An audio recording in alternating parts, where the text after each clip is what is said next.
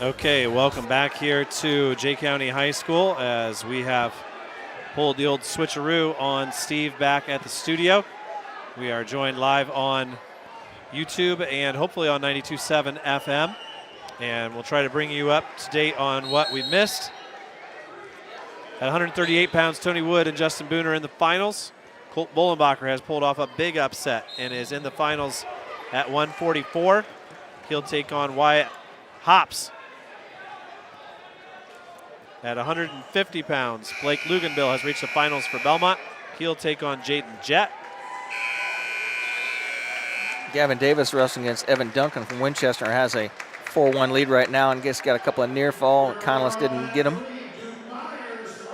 Isaiah Meyer is taking on Reason Davenport, and Meyer leads 3-2. Duke Meyer takes out Abbott in a close match. So Myers is your winner. That brings up a good match between Cox and Stebbins. So Meyer with the escape leads 4-2. Davis is working Duncan over, going back and forth cross faces down there. Center mat, it's Reese Davenport versus Isaiah Meyer, and Meyer with the opening takedown on him. Running a quick tilt too. That puts Meyer up 6-2 now. So Gavin looks to have recovered from what was a pretty big injury scare there in the first minute or two of his opening bout. Here's the rule. It hurts. You'll have to get over it. Duke with a big win over Abbott. Oh, and Cox just about put Stebbins to his back, but Stebbins counters it. Of course, Stebbins with a win over Duke Myers earlier in the year.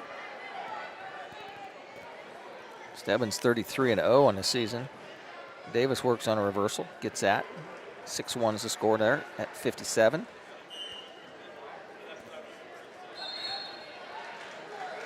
Isaiah Meyer gives up an escape to Davenport.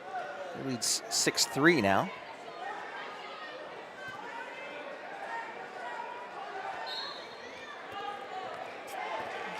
That match is in a second period with 1:30 to go. There's a fall for Isaiah Meyer. Man. Isaiah Meyer reaches the finals at 57.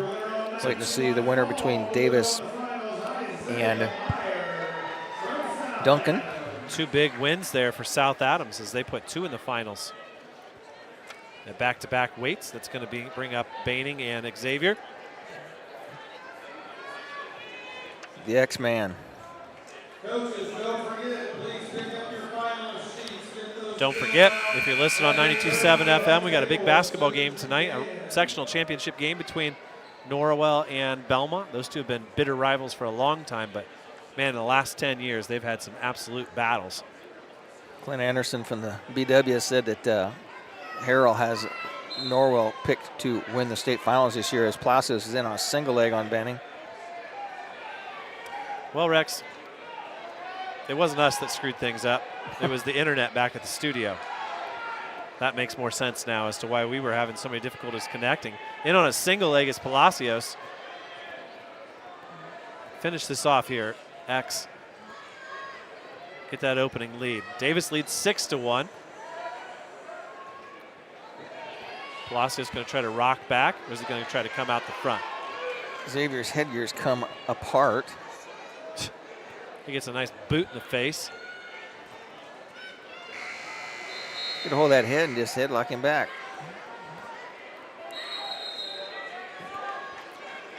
Davis's 6-1 lead goes into the third period as his opponent takes neutral.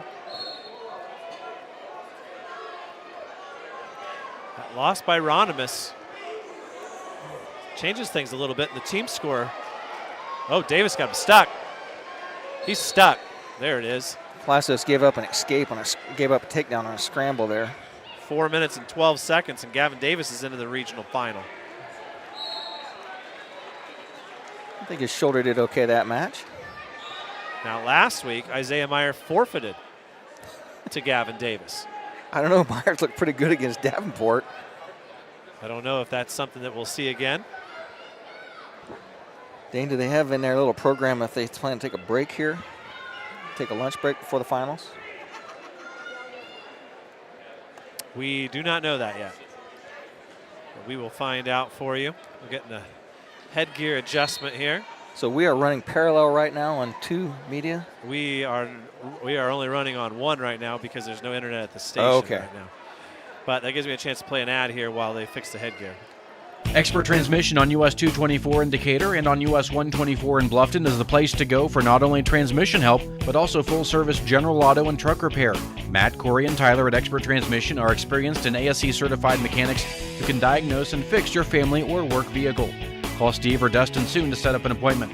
Expert Transmission has the best warranty in the business. 5 years and 100,000 miles on a new transmission and can give you a free estimate. Call today at 724-2434 or like Expert Transmission on Facebook.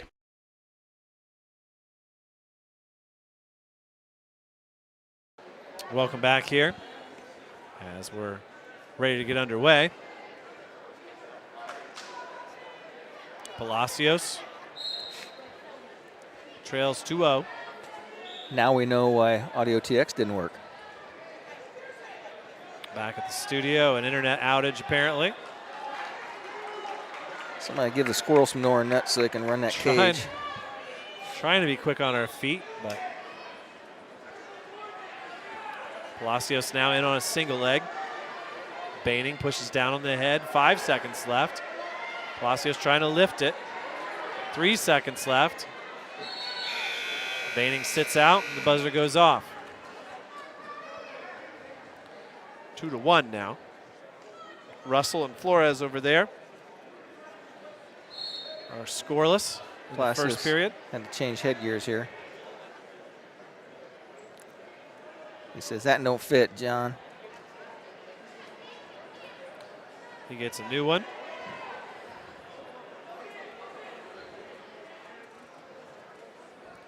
And he's going to get a different one. You know, any little thing that changes you, I mean, really throws you off in a match. Different headgear, different shoes, anything can do it. Play a message. We'll be right back after this. Bowers Paint Studio on West Monroe Street in Decatur is hands down the best auto body repair shop in the Midwest. That's why your friends and neighbors give Bowers Paint Studio a 5-star rating on Facebook. Your family ride get dinged in an accident? Take it to Bowers for a free estimate. Need a custom paint job for your collectible car or motorcycle? Bowers Paint Studio is the place to go. Nate works with all the insurance companies and can help you get a loaner. That's Bowers Paint Studio on West Monroe Street in Decatur. Back underway here at 175 pounds, regional semifinals. Baining and Palacios. Palacios starting second period in the down position. He's got an ankle of Baining. He's trying to elevate, lift. Gain something on. Stebbing with a 4-0 lead over Cox down here on mat 3. We only have 3 mats today, and it can't be on mat 4. Russell and Flores still scoreless. Stebbins wins it. Brings up a rematch here at 65.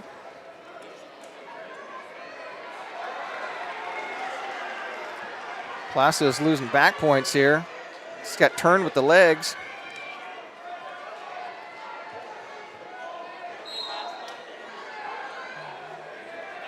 He's going to trail this thing 5-1. Needs to get his arm out. He's going to come up between here. He's got 50 seconds to get this reversal. He's in good shape to do that. Needs to clear his arm.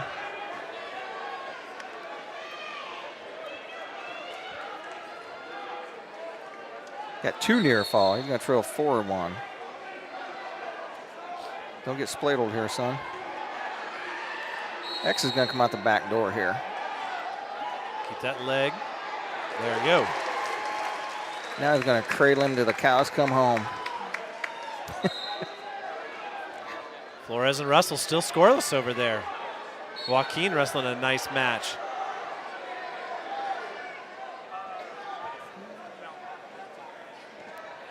X puts the leg in. 5 seconds left.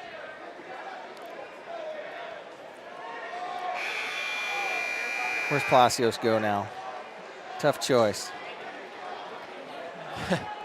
Say take neutral. Coach Yocolette, Coach John Rubel in the chairs, but they're immediately looking over their shoulders to Like, Sean. we ain't making this call. X takes top. I think he made that call before the coaches even looked at him. He's been so good at riding. He'll just wear his guys down. He wore Banning down at the conference the same way. Softened him up and then cradled him. Russell and Flores still tied at 0. Wink in a good match down here with Ullum. That first period is scoreless still. That is at 190. X running a wrist roll. Putting pressure on. He trails 4-3 now. Got a minute 30 left to go. At some point in time, he's going to have to cut him or try and take him down if he can't turn him. Ullum just got taken to his back by Wink. Wink's working on a fall here, and there's a fall. Wink, your winner at 90 with a fall over Ullum. Russell leads 1-0. They're on their feet over there, he and Flores. Xavier trying to turn him with an arm bar here. John Rubel saying turn him loose, and Xavier is working a side spin here. I wouldn't turn him loose with that hold right there. X is working pretty good. Now he got. Now you let him go.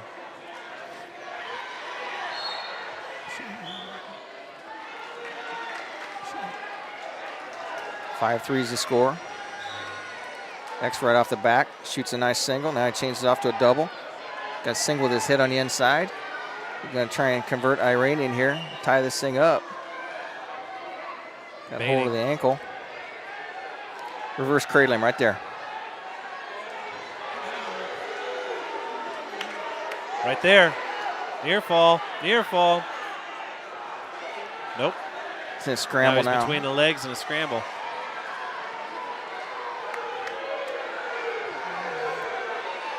.13 seconds left to go.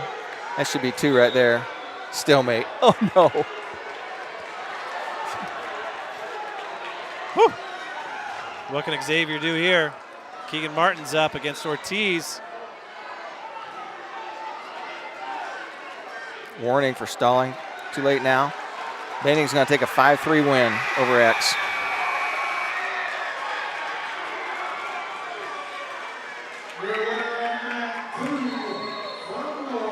Tell you what, not wrestling Russell in the finals might not be a bad thing either. And like we said all day long, if you're a Belmont fan and you're upset about that one, you don't know until you see the bracket and the draw that Xavier gets. He may very well be happy that that's the result. Russell gets a late takedown and beats Flores. So it's Russell in the finals versus Banning. Keegan's up over here underneath us. And he's got the opening takedown. Now, of course, one thing that he's not happy about, Xavier, is the team points that are lost. Yeah. That's a different story. Well, they're tied right now, 95-95. Delta and Belmont tied at 95, Jay County at 82, Adams Central at 57. Martin's got Ortiz on his back. Pin points would be good here for Martin. Keegan Bloom wrestling down there. Delta still has 1 to go here with Moss. Joaquin Flores was defeated by Russell, and that brings up Michael versus Bloom there on the mat. Eli Michael of Norwell, Keegan Bloom of Adams Central, and Curry with a takedown over his opponent. So Martin leads 5-0, Curry leads 2-0, and Bloom's up now. Curry wrestling against Godby. Look at this. He's wearing it under the shirt. Coach Bradley goes winless today in the first round, but Rex, I did this without asking your permission as Martin throws his man to his back. Ortiz counting the lights. Keegan already up 7-0. Keegan going for the pin points. Settling in. Edge of the mat. Keegan trying to hold him in. He's flat. There's a fall by Bloom and Curry. Exact same time. AC picks up big points there. Bloom didn't win. Curry. Oh. Bloom's still wrestling. It was a whistle. They stood up. So Curry versus Wink again. Keegan goes out of bounds. So Curry versus Wank in the finals. And Bloom was simply out of bounds. Trying to watch 3 matches at once. You got 2 eyes and there's 3 matches.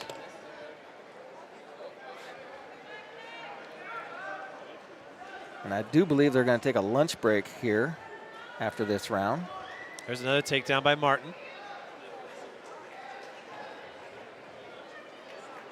Michael in deep on a shot on Bloom. Bloom with a whizzer.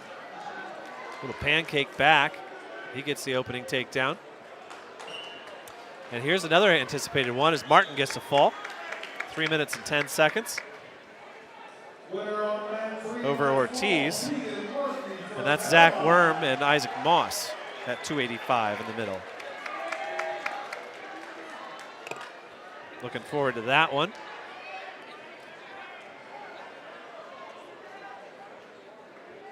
Maybe not so much to the first period, but the third period, Rex.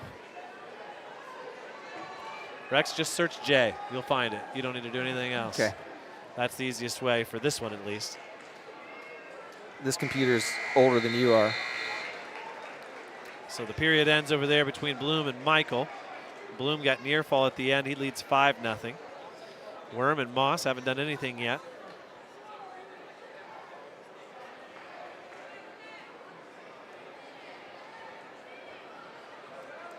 Our friends up top couldn't find it, and they did the same thing I did last week. They had Jay County sectional, Jay County Regional from 2023. There was nothing in the dashboard. Why is there nothing in the dashboard? Worm working a collar tie. Pulls it off. Now a bulldog by Bloom, and he's got Michael turned. Chest to chest. 20 seconds into the second period. Bloom settling in. Double trouble, as my partner likes to say. Trying to lift those legs of Michael. The official's down there. There's the fall. 2 minutes and 35 seconds. Keegan Bloom reaches the final at 2:15. And just as it should be, we end the round with 2 heavyweights doing the old heavyweight dance. And now we have Grady Baker wrestling a young man that is likely the looked at as the champion here today, as he is a undefeated senior, Juan Cruz. Zach Worm wins the toss, chooses down. Do not want to defer in a heavyweight match. See if Worm's got another arm roll in him there. Now remember, these two didn't wrestle when they wrestled in the dual meet. Worm was out. Grady. Juan Cruz just blast double Grady Baker right to his back, and that is over. 10 seconds. Man, double leg football tackle. Well, Grady didn't get hurt. Oh, well, I don't know about that. He's not showing it, but I bet it hurt. Pride doesn't have a Band-Aid or need a Band-Aid. So Moss on the ride here with Worm. He's killed off 40 seconds so far. He walked over and looked at Sean. Sean kind of like, yeah, good job. Worm gets to 1 foot. On both knees now. Sticks the left leg out. Anyways, what I was saying was, without your permission, I was talking to Coach Bradley. And he said, I might not get a guy out. Worm gets to his feet now. Edge of the mat. Moss pushes him out of bounds and gets called for stalling. I told Coach Bradley, hey, if you want to do a little radio work next week, we'd be happy to have a third man to help us cycle out. He said, I'd love that. So we'll see whether we can get Coach Bradley. Oh, big fat man roll by Worm. He's got Moss on his back. He's getting near fall. He's got the reversal. Whew, just like he hit against Cruz last week. I told you, I said, does he have a roll in him? You know, it makes so much more sense now why we didn't see Worm choose down in the IHSAA final, right? AC already had the team race wrapped up. And Zach knew that he was going to face Cruz at least twice more. And he darn near beat him last week with that roll. Now he's got a half Nelson in. That's a lot of pressure. And he's got Moss turned. He had Moss flat for 1 second. He reaches back under the arm. 8 seconds left. There's the fall. 3 minutes and 53 seconds. And it's going to be a rematch for the third week in a row between Worm and Cruz. We're going to play a round of commercials. We'll be back to wrap up the semifinals right after this. At Bullenbacher & Associates, we strive to provide services that make our clients' lives easier and their businesses more profitable by providing bookkeeping, payroll, and payroll tax preparation services. Our team of knowledgeable professionals has the expertise to handle your bookkeeping and payroll requirements so you can focus on what you do best, running your business. This is Scott Bullenbacher of Bullenbacher & Associates of Portland, Indiana, reminding everyone of the importance of supporting our local businesses. Our community depends on it.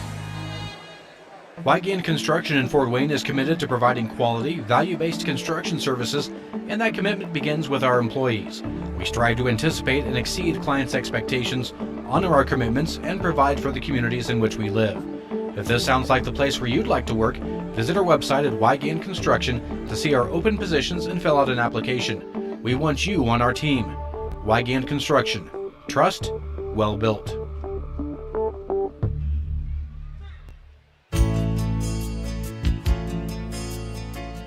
Injured in an accident, need representation in civil, criminal, or family law matters? Call DeVos, Baker, Ainsworth, and Razzo for assistance. Our office has experienced trial lawyers who can guide you through the litigation process and provide you with quality legal service at competitive rates. Call 724-2129 to schedule an appointment with one of our attorneys or visit our website at devoslaw.com for more information. Quality dentistry for people of all ages. That's what you'll find at Decatur Dental Services. This is Dr. Taylor Trevere at Decatur Dental Services. We provide a wide range of dental treatment, including preventative, cosmetic, restorative, and reconstructive dentistry. Located at the corner of 224 East and Pickway Road in Decatur, we offer convenient office hours, Monday through Thursday from 8 a.m. to 5 p.m. and Friday, 8 a.m. to 3 p.m. For more information about our practice, please find us on Facebook or visit our website at DecaturDentalIN.com. When you need building materials, you need Arnold Lumber, 425 Winchester Street in Decatur, featuring lumber in a wide choice of sizes, plus doors, windows, roofing, and more. Whether it's a complete new home or remodeling, a new deck or deck repair, a new kitchen or a kitchen update, whether it's an erected or materials-only garage or pole barn package featuring quality metal, free professional designs and estimates. Arnold Lumber provides it all. Open 7 to 5 Monday through Thursday till 4:30 on Friday and 11:30 on Saturday. Rising costs of gas and food putting a strain on your budget? Is your paycheck stretched a little thin? Home and auto insurance rates are on the rise. Maybe it's time to shop around for a lower rate. Give Nick Rumschlag State Farm a call at 260-724-6010 and see if we can save you a few bucks. Don't have time to call? That's okay. You can get a quote 24 hours a day at nickrumschlag.com. You could even stop in our office on North 13th Street in Decatur. Welcome back here to Jay County High School as we've just finished up 2 exciting rounds of regional action. The first round eliminated half the wrestlers, and the second round sent the winners into the championship bouts, with the losers falling into the 3rd and 4th place match. But everybody in the top 4 advances to next week's semi-state at the Coliseum. We want to give you an update on the team scores here. Delta is in the lead, but by a slim margin, just 6.5 points. Delta at 105. Jay County 13 points behind them with 92. Adams Central with 87. And we're going to be joined here for a quick interview. Okay. You want to jump on? Sure. We're joined now by Grady Baker. And Grady has advanced to the semi-state in his first year of varsity wrestling. And in a field of heavyweights as tough as this one, that's got to make you feel pretty good. Yeah, definitely. Last match, Cruz wanted to get that one over with pretty quick. I think I broke more of a sweat walking up the stairs with my parents than I did in the match. Well, Rex said, well, at least he didn't get hurt. I said, did you see what he just did to him? I'm pretty sure that hurt just a little bit. Oh, yeah, just a little. That's 283 pounds falling right down on you. So We have one round to go, and Belmont trails by just 6.5 points to Delta and really has a shot at winning a regional title. And what an accomplishment that would be with some of the depth that Delta has, but some great performances. Henry Ferrote is in the finals, yes. and he's wrestled really, really well all day long.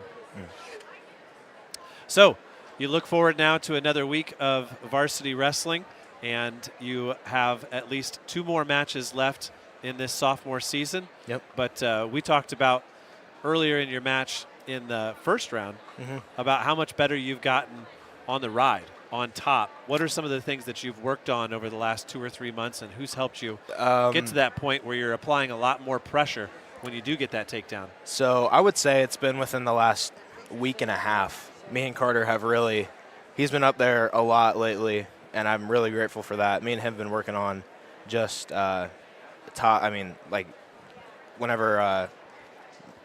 we're in referee's position, rocking to one side and then chopping that down.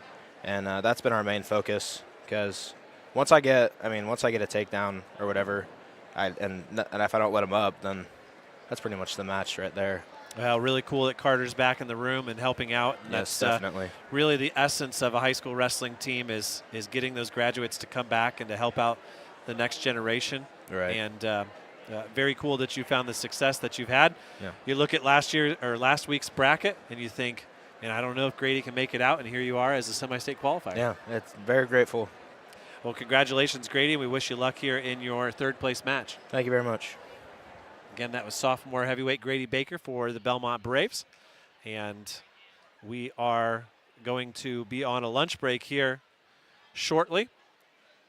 We've run down the team scores for you as Belmont trails by 6.5 points, I should say. Right now we're going to play a round of commercial. We'll be right back after this. Most of us take clean water for granted, but the plain truth is cities work hard to keep our waterways and stormwater sewers as clean as possible. In the field and around the neighborhood, you are the city's eyes. What you casually observe can make a difference. So if you see signs of trouble, including odd odors, unnatural water color, or signs of dumping or spills, please notify the city immediately. Be proactive. Choose to make a difference.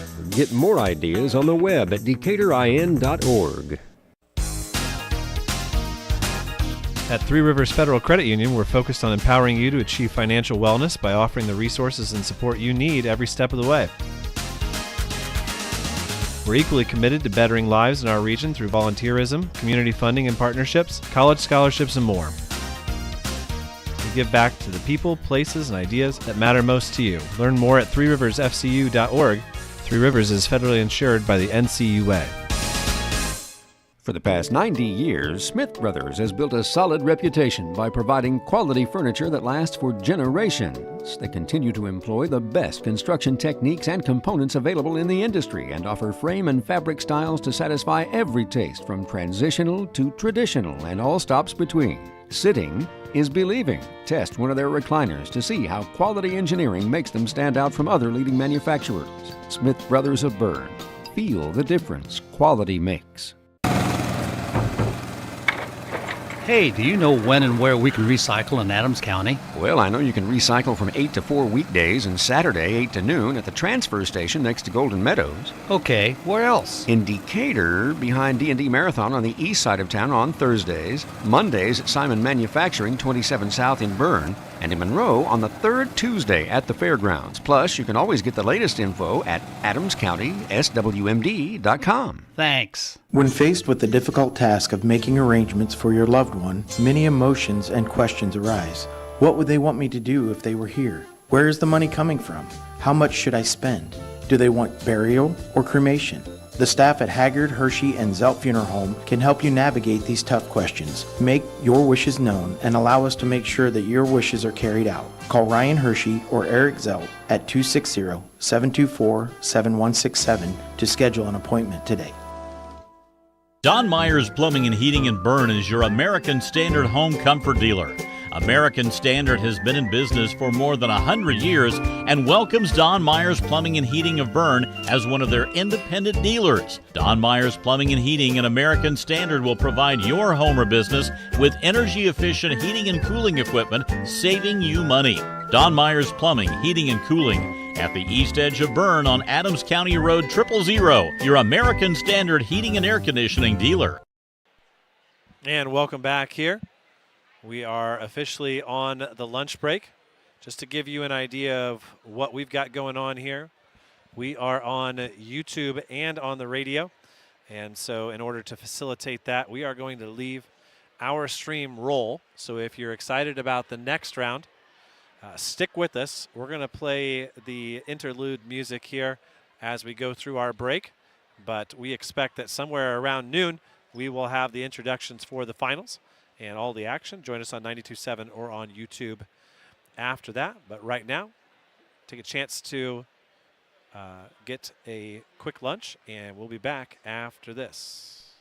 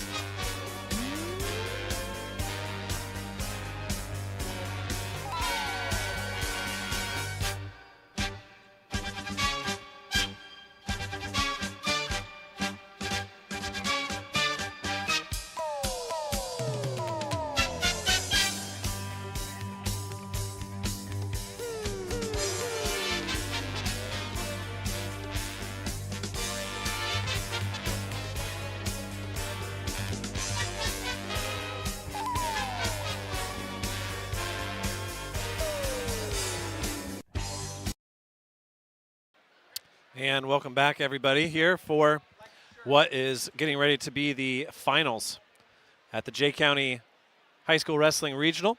Dane Filling here, joined by my partner today, Rex Brewer. We're back from our lunch break. We want to thank everybody for bearing with us through our internet outage back at the studio. Do we got it figured out now, Dane? We are raring to go. And we had so many people that love that intro music for wrestling, there were still people listening to it. That's dedication. That's the same wrestling music that's been around for 30 years, I think, since we started on WCBD. So let's give you the rundown here of who is in the finals and what that looks like. At 106 pounds, Griffin Byram of Jay County will be taking on Jensen Boyd of Delta. At 113 pounds, it'll be Levi Johns wrestling Aiden Bollinger in a battle of two unbeaten wrestlers. It's a rematch between Hunter Douglas and Henry Farrote at 120. It's also a rematch at 126, Braden Daniels and Cody Rouse. Another rematch at 132 between Sam Mosier and Jackson Bradley. At 138, Tony Wood will be wrestling Justin Boone from Yorktown. At 144, Colt Bullenbacher and Wyatt Hops. That may have been one of the big matches of that round, Dane. For sure. Bullenbacher with a great win in the semifinals there. At 150, Jaden Jett and Blake Luganbill for the championship. And we were busy trying to get our stuff back up online, and Luganbill just cruised through that match against Robinson. Very good, and certainly has an opportunity to become a regional champ with a good match here coming up. At 157, it will be Meyer and Davis. That match was supposed to happen last week, but turned into a forfeit. We'll see whether we get the same result today. At 165, Cape Stebbins and Duke Myers in another rematch. Not to slow you down, but I think the shoe's on the other foot with Mr. Davis this weekend. As I talked to him out there, and I said, "You okay?" And he said, "Yeah, it hurts, but I'll live through it." It's like, okay. At 175, it'll be Braxton Russell and Eli Baining from Norwell. At 190, a third straight week of Wank versus Curry. At 215, a second straight week of Keegan Martin versus Keegan Bloom. And at 285, for the third weekend in a row, you and I will be able to see Juan Cruz wrestle Zach Worm. Yeah, Mr. Cruz did not have a very long match against Mr. Grady Baker. Taking a look at those team scores again. Delta in the lead with 111.5 points. Belmont with 105. Jay County in third with 92. Adams Central with 87. Those are your top four, and certainly no one else has a chance of picking up the trophy. We'll see what happens here over the next 28 bouts. They're getting ready for the introductions. And I assume we will also have an anthem. But for right now, we're going to line up a couple of advertisements for you. And we'll be right back after this. We all know winter has an effect on driving conditions. Make sure your vehicle is ready for it with good vehicle maintenance. Hi, I'm Matt Brown, manager of Best One of Monroe, reminding you to make sure that your tires have good tread and are properly inflated. We also recommend a coolant flush every 2 years or 30,000 miles. If your coolant does not work well, your car can be put at risk. Right now at Best One of Monroe, we're offering $20 off a flush service. Give us a call or visit us at bestoneofmonroe.com for details. Best One, selling tires, serving people. No matter your age, health and life insurance can be confusing and overwhelming. This is Derek Bailey with Bixler Insurance. Whether you are currently on Medicare or will soon be qualifying for Medicare, we have the products and expertise to meet your needs. Under age 65 and looking for health coverage? Interested in protecting your family from an unexpected loss with a life insurance policy? We can discuss options to assure your peace of mind. Call Bixler Insurance today to schedule your free appointment.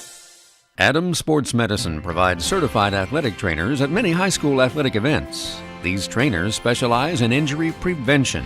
Dr. Robert Kinney is board certified in physical medicine and rehabilitation as well as sports medicine, while Dr. David Coates is board certified in orthopedic surgery. Both Adams Medical Group physicians will be there to provide non-surgical and surgical care. Visit adamshospital.org or call 1-833-724-DOCS to schedule an appointment. 9 miles from Monmouth and 9 miles from Fort Wayne, situated on 27 just south of 469, sits 9 Mile Restaurant, your home for great meals since 1837. Providing home-cooked meals to travelers between Decatur and Fort Wayne for over 180 years, 9 Mile has stood the test of time as an institution on the southern edge of Allen County. With seating on the family side, the bar side, and outdoors, there's always a reason to stop and have a meal. 9 Mile also has a full-service bar and a professional service that can cater your next event or party. The next time you're on your way to or from Fort Wayne, stop in. If you've gone the distance, welcome to 9 Mile. When it comes to your home, there are things the handyman in you wants to do. And then there's things that should be left to the experts. When it comes to seamless gutters, there's only one choice in our area, and that's SureFlow Seamless Gutters in Decatur. Tired of gutters that leak at every seam and every downspout? Call the guys at SureFlow. putting on a new metal roof and want your gutters to do the job they're meant to do? Call SureFlow. Find them online at seamlessgutters.net or give them a call.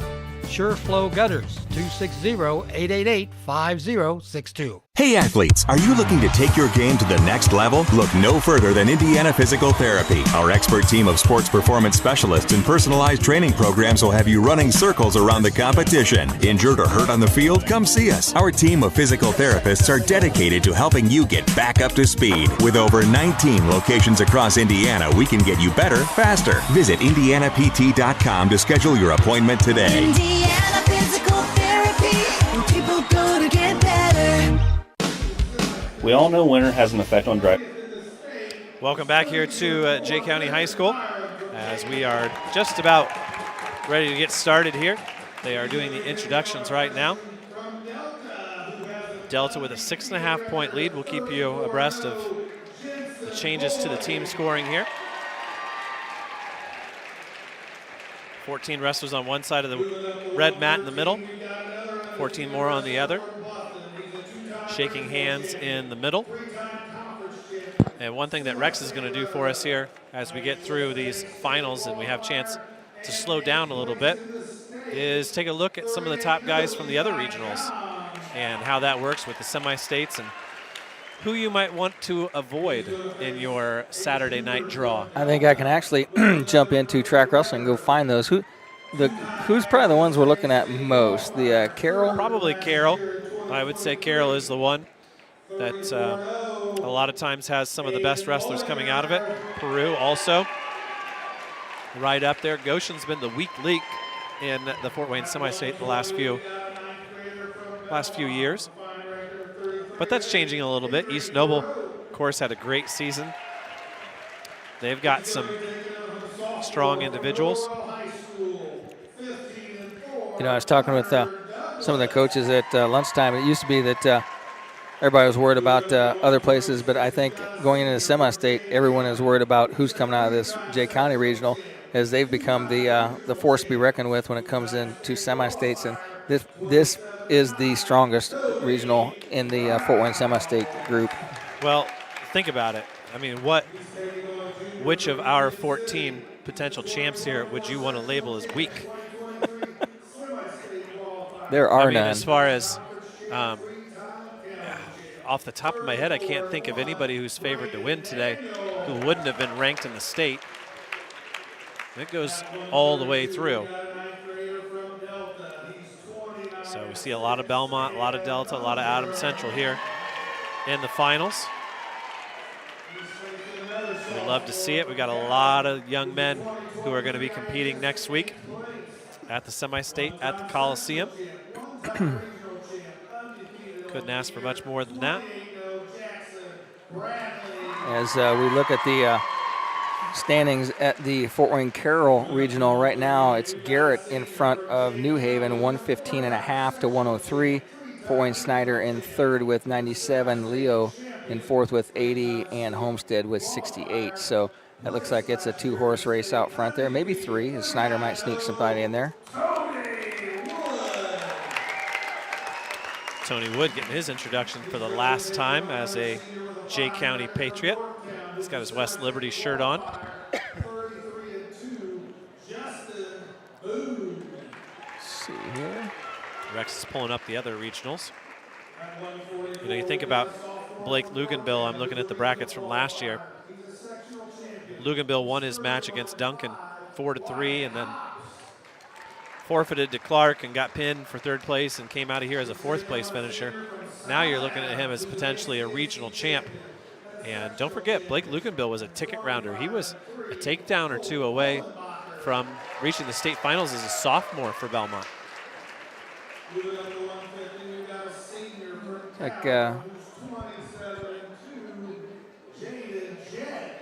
to see, at 13, Garrett has a man in the final, Swathworth. Swathwood is good. He beats Giuliano Campo. Yeah, he's at 13 and she's back at 6.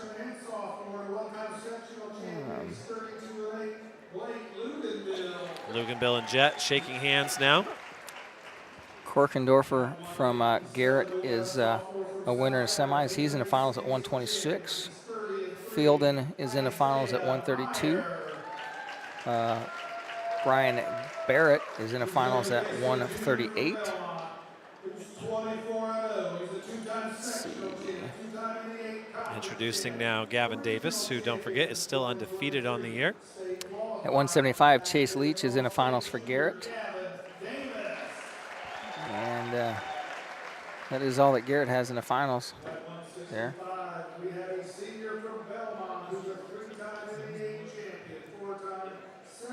Duke Myers being announced now. Remember, Duke started his high school career by wrestling sectional here as a freshman, his first match of the season.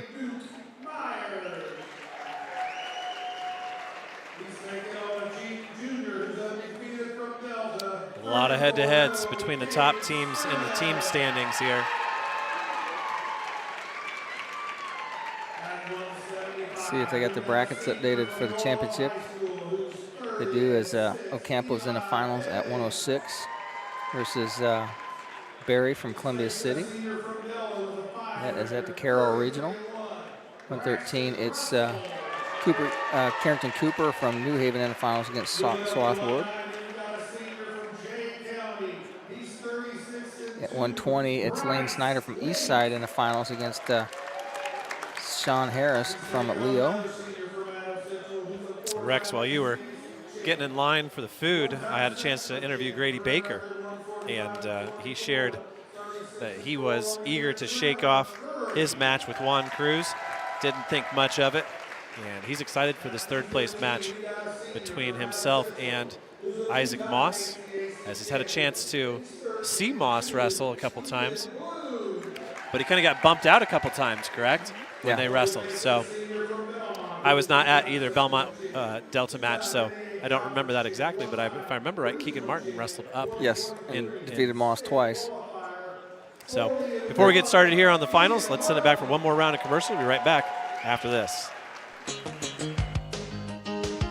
At Innovative, we pride ourselves on selling and installing cutting-edge technology. Hi, this is Tina. We proudly offer Martin Logan products. Martin Logan sets the standard for luxury, handcrafted, electrostatic loudspeakers that deliver eye-opening, utterly truthful audio experience unlike anything else. Stop into our showroom at 1421 Manchester Street in Decatur to see and hear Martin Logan products for yourself. Innovative Concepts. Celebrating 30 years, we bring technology to you. Adams Sports Medicine provides certified athletic trainers at many high school athletic events. These trainers specialize in injury prevention. Dr. Robert Kinney is board certified in physical medicine and rehabilitation as well as sports medicine, while Dr. David Coates is board certified in orthopedic surgery. Both Adams Medical Group physicians will be there to provide non-surgical and surgical care. Visit adamshospital.org or call 1-833-724-DOCS to schedule an appointment.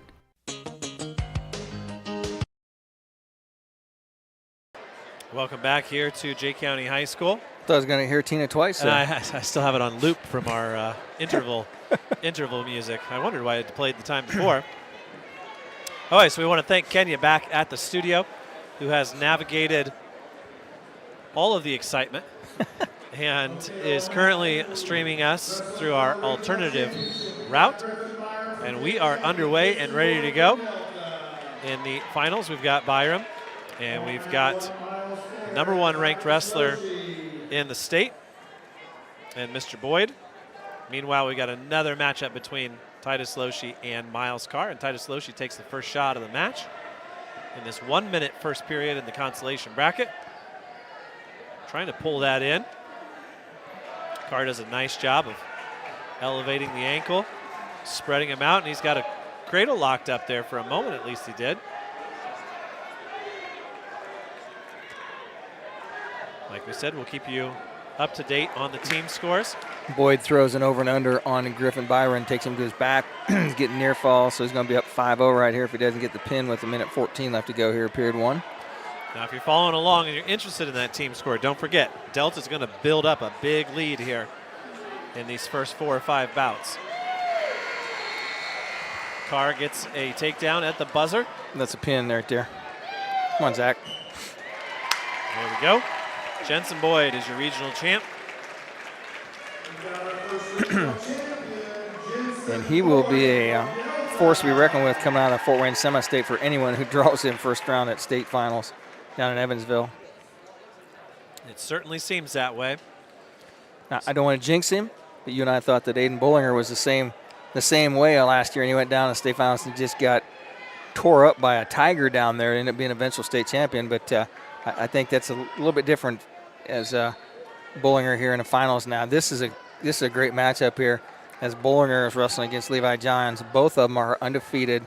I don't know where they're at on the overall state rankings, but I know that Johns is ranked over him in the Fort Wayne semi-state. Nope, they got him switched. Now, Loshi starts the second period in the down position. He stands up, he catches Carr getting too high, gets his arm out. He gets a reversal. That ties the match at 2-2. Carr had a spladle locked up there. Now, Aiden Bollinger is ranked number 1 in the Fort Wayne semi-state, and Levi Johns ranked number 3 behind Jalen Sawyer-May. Carr trying to come back around to retake the lead. He holds on to the shoulder of Loshi. Trying to scoot out Loshi is. Loshi rightly bellies out. And it's a 4-2 lead for Miles Carr. And quickly he turns Loshi. He's getting near fall. He's got him stacked up. There's a fall. 2 minutes and 5 seconds. Miles Carr gets the better of Titus Loshi this time. Those two have gone back and forth. And Rex, like we'll say multiple times, these two would love to wrestle each other again, because that means they both qualified for the state finals. So Jensen Boyd is your champ, Griffin Byram second, Miles Carr third, Titus Loshi fourth at 106 pounds. At 113 overall in state, they have Revin Dickman listed as first at 113 with Nathan Rio, number 2 from Avon, and Bollinger is third, May is fourth, and John's down at 7th. But here it is. It's going to be a great match here. As Chris Conlon says, we don't need 14 mat maids in a corner to keep score and video, so he shoos them back away from the mat. That win by Carr gives Adams Central 5 more points and puts them into a tie for third with Jay County.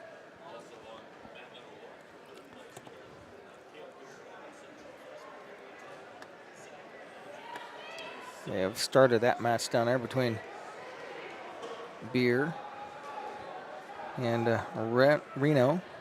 Reno eliminated Ethan Curtis in the opening round, about 5 minutes into our day. Here we go, the undefeated wrestling in finals. We're underway here between Bollinger and Johns. And Beer gets the opening takedown. Trying to avoid that regional champ in the first round next week in the morning. Johns with 2-on-1 Russian arm tie, and he stopped Bollinger coming in, and Levi Johns reshoots, has a single leg picked up on Bollinger. Johns drops down to a leg. Bollinger counters that. Bollinger still running a tight whizzer there.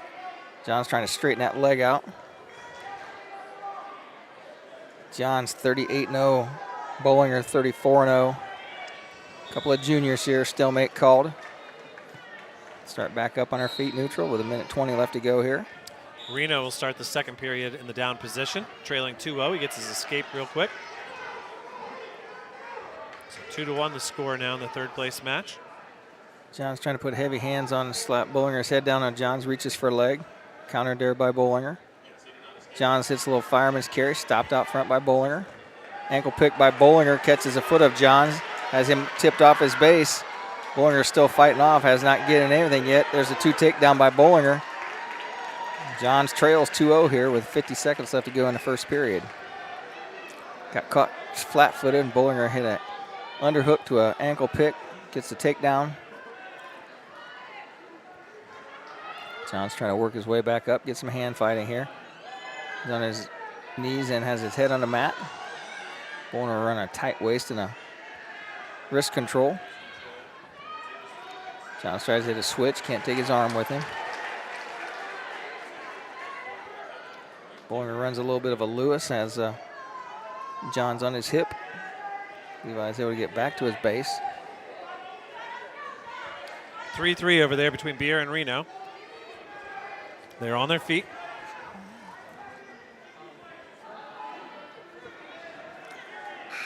Bollinger does a good job of riding out the rest of the first period on Johns. Takes a 2-0 lead into the second period. Choice goes to Johns. He defers. Choice goes to Bollinger. So I'll take neutral again.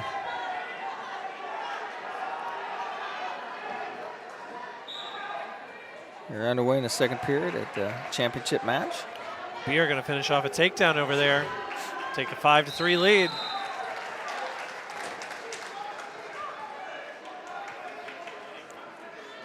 Hand fighting in the center mat.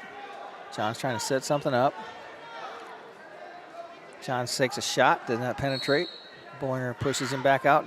Bollinger hits a little duck under. He gets to a body lock. Try to take Johns down. Johns hanging on with a whizzer. Bollinger just fights his way around behind, gets the takedown. 4-0's the score. Bollinger over Johns.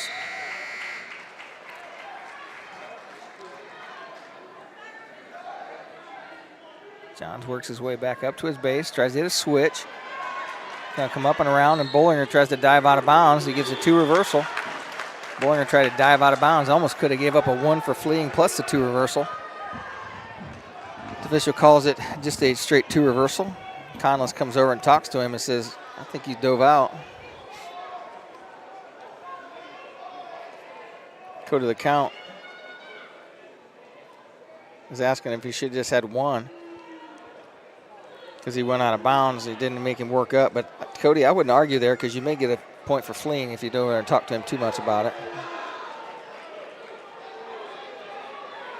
Conversation is ending. Josh Howard's there to expedite the end of that combo. Bollinger is down. He has a 4-2 lead over Johns with 1:09 to go in period 2. Johns catches a cradle. I think he's got his hands locked up. Oh, Bollinger had a hold of his hands, and Bollinger comes up and stands out. Gets escape. 5-2's the score. Cale Beer leads at 5-3 over there. He's about to get his reversal. Oh, and Bollinger just threw Johns to his back and over and under. He's getting takedown. He's getting near fall.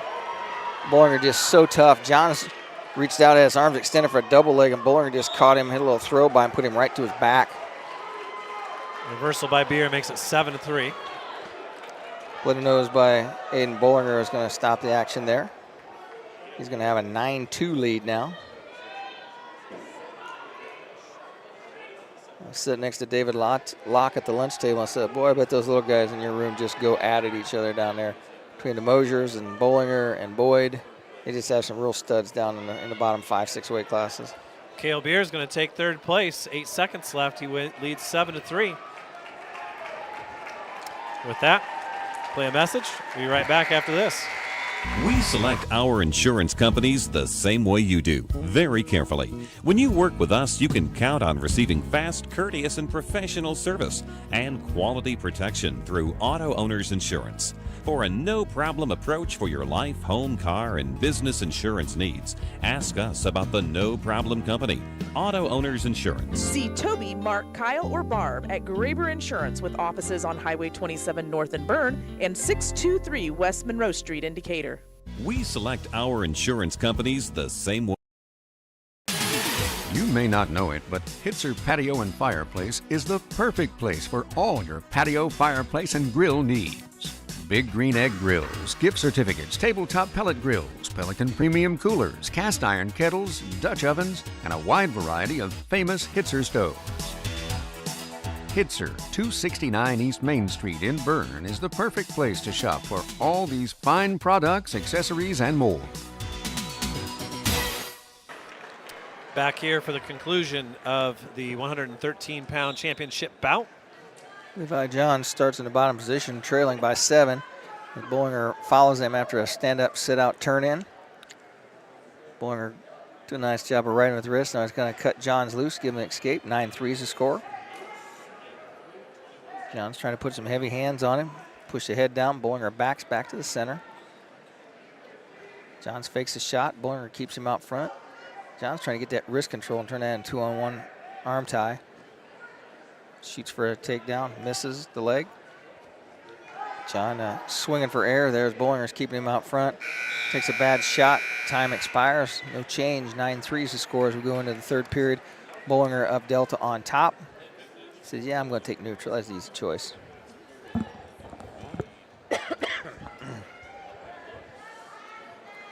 Up next in the center mat at 120, it's Henry Froat versus Douglas once again. These two have wrestled, it's the third time this year? Yes. Oh, probably a four. No, because Henry got beat by Prow in the dual meet. Henry won for third place at the NE8, but then Douglas got the better of him last week in the sectional finals. Both these young men just, oh, nice fireman's carry by Bollinger as he just hit that thing as Levi Johns goes right straight over the top. Textbook fireman's carry. John starts to come up to his base and Bollinger catches him in a side cradle. Kind of deked him in and think he's letting him go. Bollinger's got the side cradle locked up on Johns. He's going to get 3 near fall here. He's going to make the score 14-3. Bollinger trying to adjust his hands so that side cradle is tighter. John's got his foot between his legs trying to slow him down. Bollinger's going to run him back up on his shoulders. Bollinger's going to try and get between the legs and split him. Bollinger gives up the side cradle. 45 seconds left to go here. That should lock up another team point for Delta. Not what Belmont and Adams Central fans want to hear. They're at 117.5 to Belmont's 105. Adams Central is 92 right now. Scoring points against these Delta Eagles in the finals is not an easy thing to do, Dave. 20 seconds left to go here, and Bollinger, looks like Aiden Bollinger is going to ride a 14-3 win over the undefeated Levi Johns, and his first loss of the season. But Mr. Johns is going to go far in this tournament series here as he takes a 14-3 loss to Aiden Bollinger at 113. Dave Nathan from the Z Team here for the All-American gas stations in Monroe, Hoagland, Monroeville, Ossian, and throughout Zeeland, and it's happening again. The All-American stores not only give to countless charities, but they're also supporters of local high school athletics here on ZBD. The next time you need gas or a quick snack, stop in for a cold fountain pop, an energy drink, or a hot meal. From Monster energy drinks to Snickers bars, from smoothies to a hot meal on the go, it's all at your local All-American stores. Check out the All-American Stores official Facebook page for more details and sales. The All-American Stores, hometown owners, hometown staff, your hometown team. Back here at Jay County for the 120-pound championship bout. Our eyes focused on Hunter Douglas and Henry Froat, and away we go. Belmont trying to score points for the first time in this round and catch back up to Delta. Across the way, we have a Delta wrestler. And just as important as a win for your team is a loss by the other team. Jackson and Keith wrestling over there. Jackson was your winner at the Delta sectional, so he would be the favorite over there against Bo and Keith. Keith knocked out Dakota Sprunger 4-2 in a great match in the first round today. Jackson in on the opening shot over there. Froat trying to avoid the tie-up by Douglas, it looks like. Now they tie up, separate again. First period in the consolation match ends. Still a minute to go here in the championship bout. No score on either mat.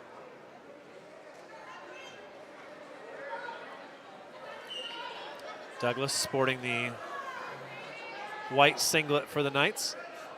Henry in the go-to Belmont singlet this season. Candy stripes down the sides.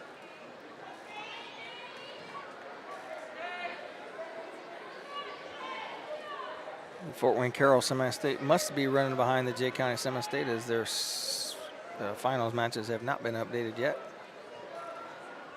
20 seconds left. No shots by either wrestler. They're in the center of the mat. When you wrestled 3 weeks in a row, you got a plan, that's for sure. Jackson in on a shot over there. Iranian against Keith. Keith tries to hold on to the ankle. 2 hands on 1 ankle. First period ends here in the championship bout. No score. Toss goes to Douglas. Younger Coach Johnson immediately points down. Oh, we got some blood.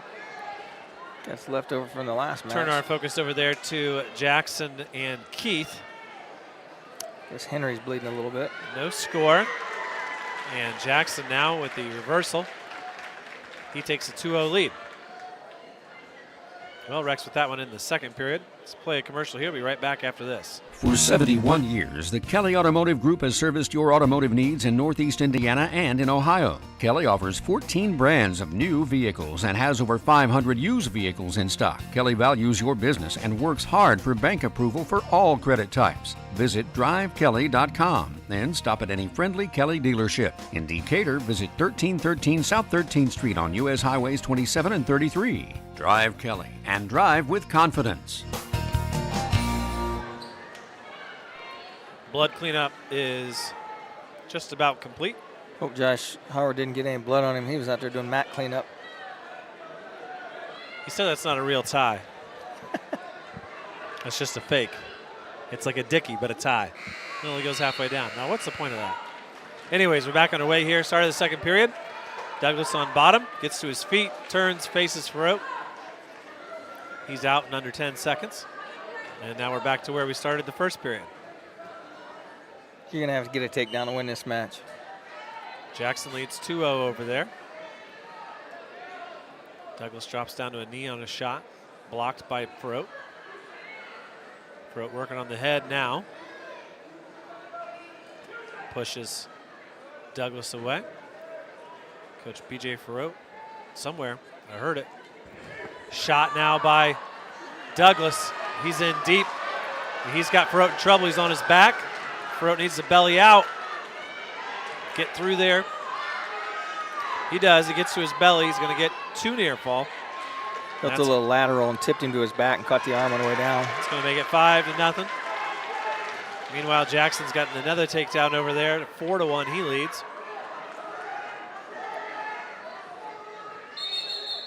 And we've got blood time. More blood time. Henry does seem to be a serial bleeder, so it makes sense. Those two over there, Jackson in control. Deanna Meyer brings the magic bag with her. She's got the special treatment to cure those bloody noses. Well, we'll be right back after this. When you're doing new construction or remodeling and you need drywall, the name to call is Paul Baker Drywall. Paul Baker Drywall does championship caliber work and gives you free estimates. Paul uses all the latest styles for your approval, and his work is always guaranteed. Give Paul a call today at 701-4388. That's 701-4388. When it's time for drywall, use the best, Paul Baker Drywall. Timmy Takedown Tree Service on US 224, 3 miles east of Decatur, has firewood for sale. $30 a scoop, $75 for a 6-foot bed, $85 for an 8-foot bed. Timmy Takedown Tree Service can give you a free estimate on removing storm-damaged trees, grinding stumps, or trimming trees. Call 728-9120 and talk with Jake to set up an appointment. Timmy Takedown Tree Service has been in the area's best and most trusted tree service for 50 years. Stop out or call today. Back underway, 120 pounds. And we've got more blood here for Farouk. 5 seconds left to go in a console match, and your third place winner is going to be Jackson, Cade Jackson from Delta. Straight decision, 6-3. Give Delta 3 more points. They now open up a 20.5-point lead on Belmont. And it looks like this one might be a longer break. You know, we have head-to-heads at 65, right? Head-to-heads at heavyweight. Gonna need to win a couple of them. Let's play a commercial. We'll be right back after this. Hey, it's me. Well, you from the future. Let's talk budget. Gas prices are going up. You blew your budget buying groceries, and here comes your bill for car insurance. Now, that's one bill you can control when you choose Erie Insurance. Do your future self a favor and ask about Rate Lock from Erie. The only thing going down is the waistline on our jeans. Yep, low rise are back in again. Ugh. Your Erie agent in Adams County is John Kintz Insurance. Go to earringinsurance.com for company licensure and product details. Why lose out to pain? Visit Dr. Carla Grody at Grody Chiropractic, 320 West Monroe Street, Decatur. She's a specialist in the utilization of proven non-force techniques to treat injuries of all kinds requiring professional chiropractic care. Call 724-2510 for an appointment with Dr. Carla Grody. Open Monday through Thursday, closed Friday and Saturday. Grody Chiropractic, 320 West Monroe Street, Decatur.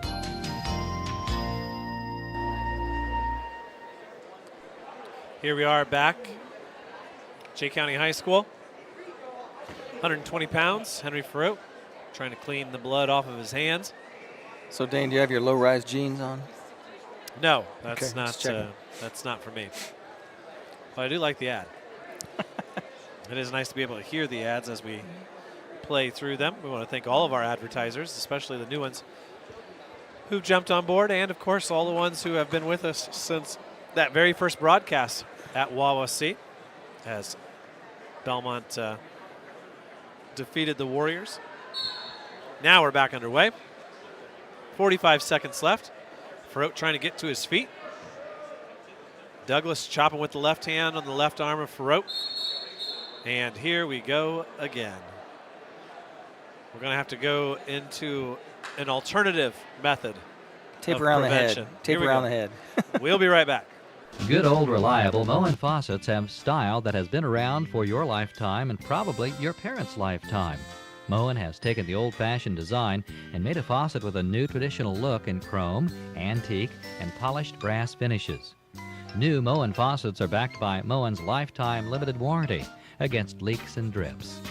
Ask Baker & Sons Plumbing and Heating, 702 Nutman Avenue in Decatur about Moen faucets for a lifetime. That's Baker & Sons Plumbing and Heating.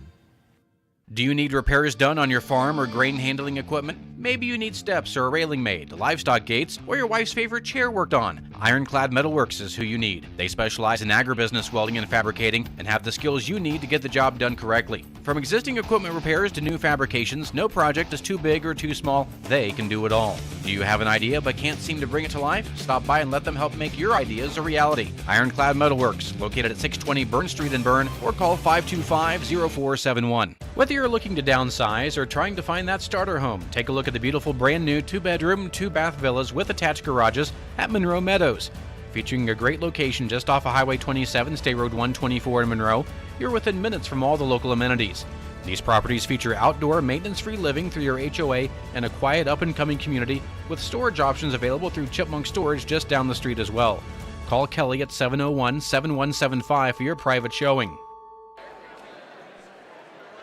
Welcome back here. Uncle Sean is working on nephew Henry Farouk, Belmont's athletic trainer. Staff of Adams Memorial Hospital.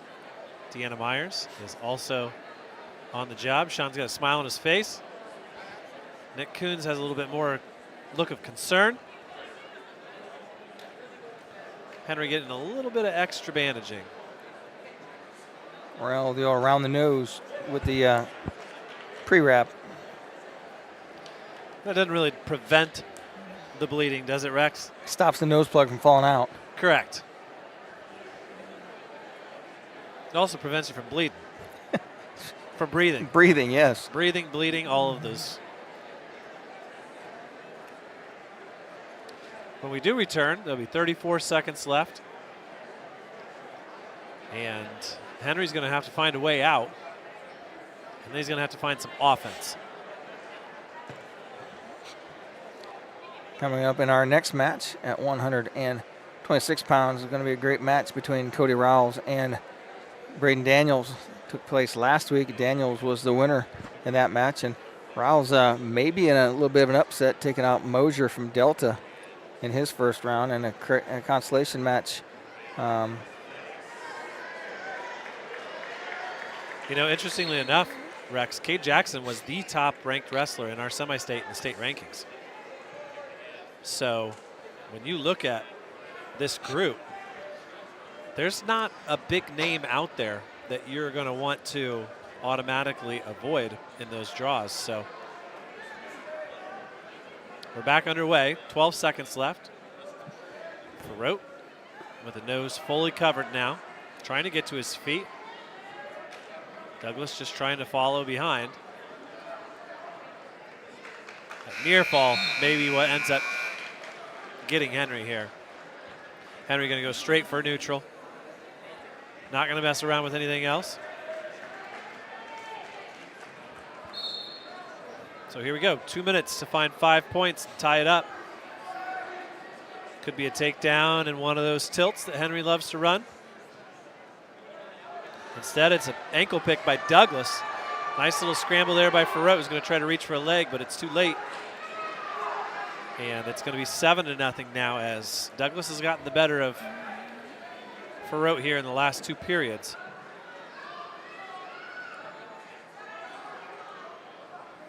I skipped Tishner. I knew there was a name.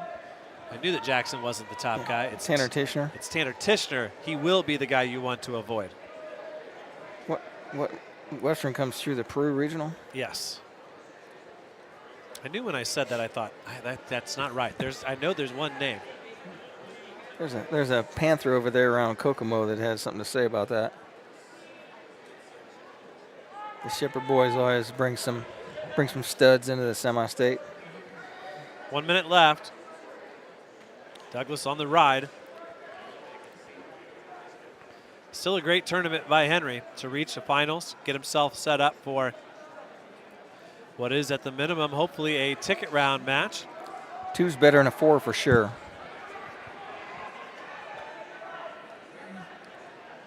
Douglas, crossface there into that bloodied nose of Farote.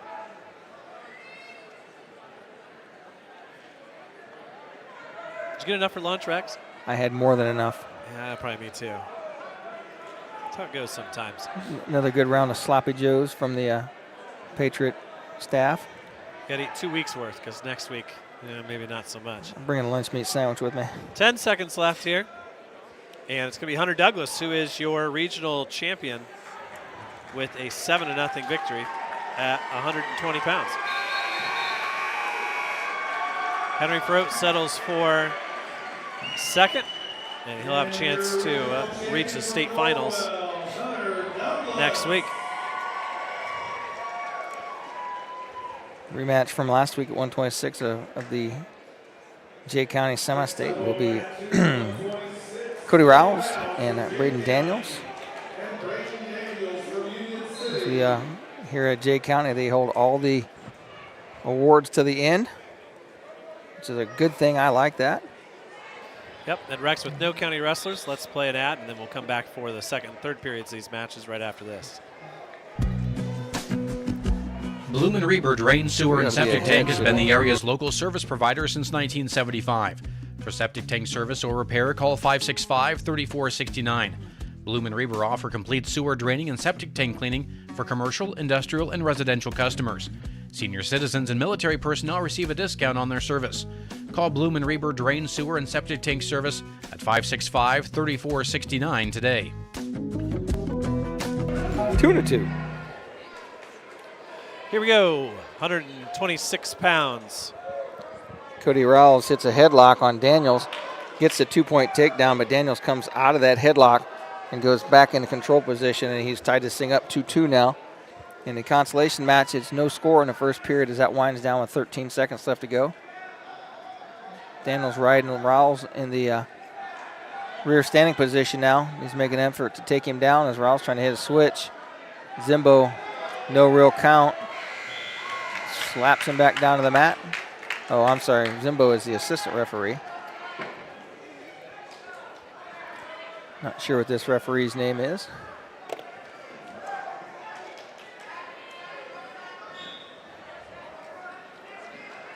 Cody Rouse tried to hit a hip heist over. Stands up to his feet. Daniels takes him back down to the mat. Rouse tries to hit a switch and switches over the back. He's broken back down to his base. Daniels running a head lever to keep him controlled with 10 seconds left to go here. Chicken wing applied by Daniels, and he's gonna ride out the last 5 seconds of this match. Take a 2-2 tie into the second period. Over there in the third place match, That would be Jason Prow taking on Neil Mosier. Choice goes to Daniels. He's the first. Rawls takes the down position.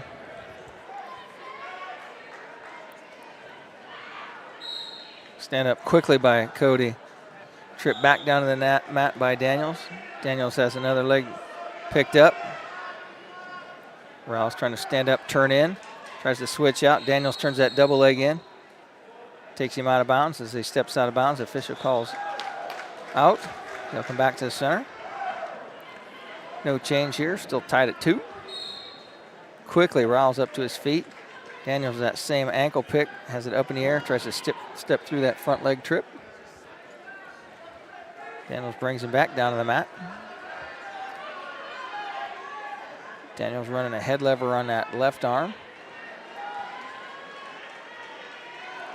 Tries to bring Rawls back in. Out of bounds they go. They'll come back to center with 1:26 left to go. Rex, is Daniels the only wrestler here today not wearing a singlet? I think he's the only guy in the shorts and a shirt.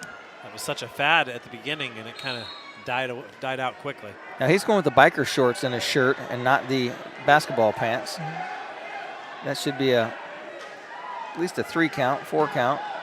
Daniels takes Rawls back down to the mat. Mosier gets 3 near fall there. Daniels now has a wrist and a chicken wing locked up. Try to run that far side half. Daniels trying to suck back in a little chin drop on Rawls. Rawls in a seated position. As he come up to his base, stands up, tries to get a headlock. Daniels says, no, you don't. Steps behind, and now Rawls has a chance to switch out of it. Daniels comes up, bear hugs him, got the leg caught. Can Rawls step out of this? Daniels still has the hands locked. Daniels tries to take him back down the mat, and Rawls takes him to his back. Rawls going to come out, scramble up. This is going to be a 1-0, maybe nothing. Daniels gives up nothing here. Daniels still in control, and he catches a half Nelson, tries to put Rawls over, and that was a scramble, and Braden Daniels gives up nothing. Could have gave up a 1 or a 2, gives up 0. Rawls thinks, man, how do you score on this guy? Daniels is pretty tough on top. Daniels comes up, picks up the single leg of Rawls, jacks it up, takes him back down on the mat. Braden Daniels going to ride out Cody Rawls for a 2-2 tie as we go into the third period. Daniels awfully tough. He's got a hold of that ankle. So who won between Pro and Mosier there? Mosier? Yeah, Mosier won. That one went by fall. So another 5 points for Delta as they move up to 130.5. 25.5 point lead now on Belmont. We start the third period on our feet. We're tied at 2. Even though Daniels has controlled this match, it's tied up. And Rawls is in a nice single leg. Picks him up, trying to convert, takes him down. Barzagar. Daniels tries to roll him over and keeps him on his mat. Near fall being counted. Daniels is bridging. Rawls has got him in a front headlock pretty tight. We can see the shoulders from here as Daniels bridging out. Rawls is trying to sink that in. I see nothing up here. He's buried over here. Man, he was buried for a long time. Rawls comes from, well, it's tied up, comes from behind for a fall. They switch roles this week. That jumps Jay County back ahead of Adams Central and into the third. And we head to 132 pounds, where Jaron Frauiger will wrestle Maverick Dubois, while Sam Mosier will wrestle Jackson Bradley.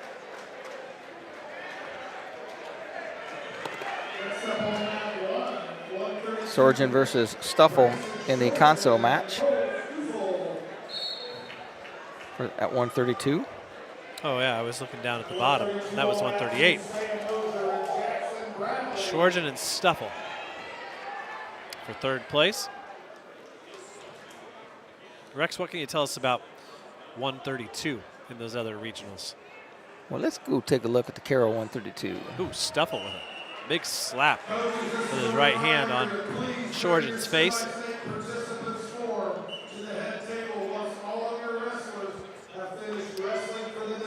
No shots yet by Stuffle or by Brayson. A lot of tying up. Stuffle now in on the ankles. Brayson trying to scramble. Stuffle down in Iranian position. Without internet, I can't tell you anything, Dan. Well, that makes it tough. Shorjan around the waist, trying to hold on. Remember, just a 1 minute first period. 3 seconds. Stuffle trying to reach around and come through and face, and it's not going to happen. And Brayson survives that situation. Jackson Bradley has a fall there in the center. So there's some points that aren't scored by Delta, as Jackson gets the better of his man again. You run on Verizon or AT&T? We are going on Verizon. Okay. So don't bump us off of there. Our guest disappeared. We're not a guest anymore. We've outlived our welcome. Yes. I can see it. We're here a lot. So Shorjan starts the second period in the down position. Match is scoreless. Adams Central could cut their deficit to Belmont in half. And they could tie Belmont with wins by Brayson and Mav.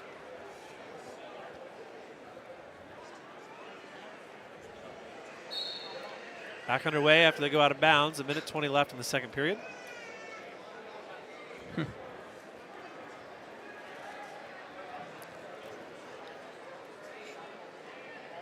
I didn't get much of a signal at all from AT&T, so I gave up on it. Tony Wood. Now I saw Father Bruce Wood in the line. He came out with no bread on his plate, no buns, no nothing. And we theorized that Bruce is thinking about being able to fit in his suit for the finals. You think? Oh, I think if you were to ask Coach Myers, Coach Wood, I mean, Tony's already won medals. I think the goal is probably to get the draw and to wrestle well and to find your way under the lights. I think that would be a great tournament for Tony. But you got to take it one match at a time. Shorjan gets to his feet, gets taken back down by Stuffle. My guest is back here, Dane. Sometimes it goes I'm away. I'm a welcome guest again. About like at the girls' state finals. Yeah, this gymnasium is packed, and a lot of people must be hooking onto that guest Wi-Fi. So we go to the third period now. Shorjan gets his escape right at the end of the second period.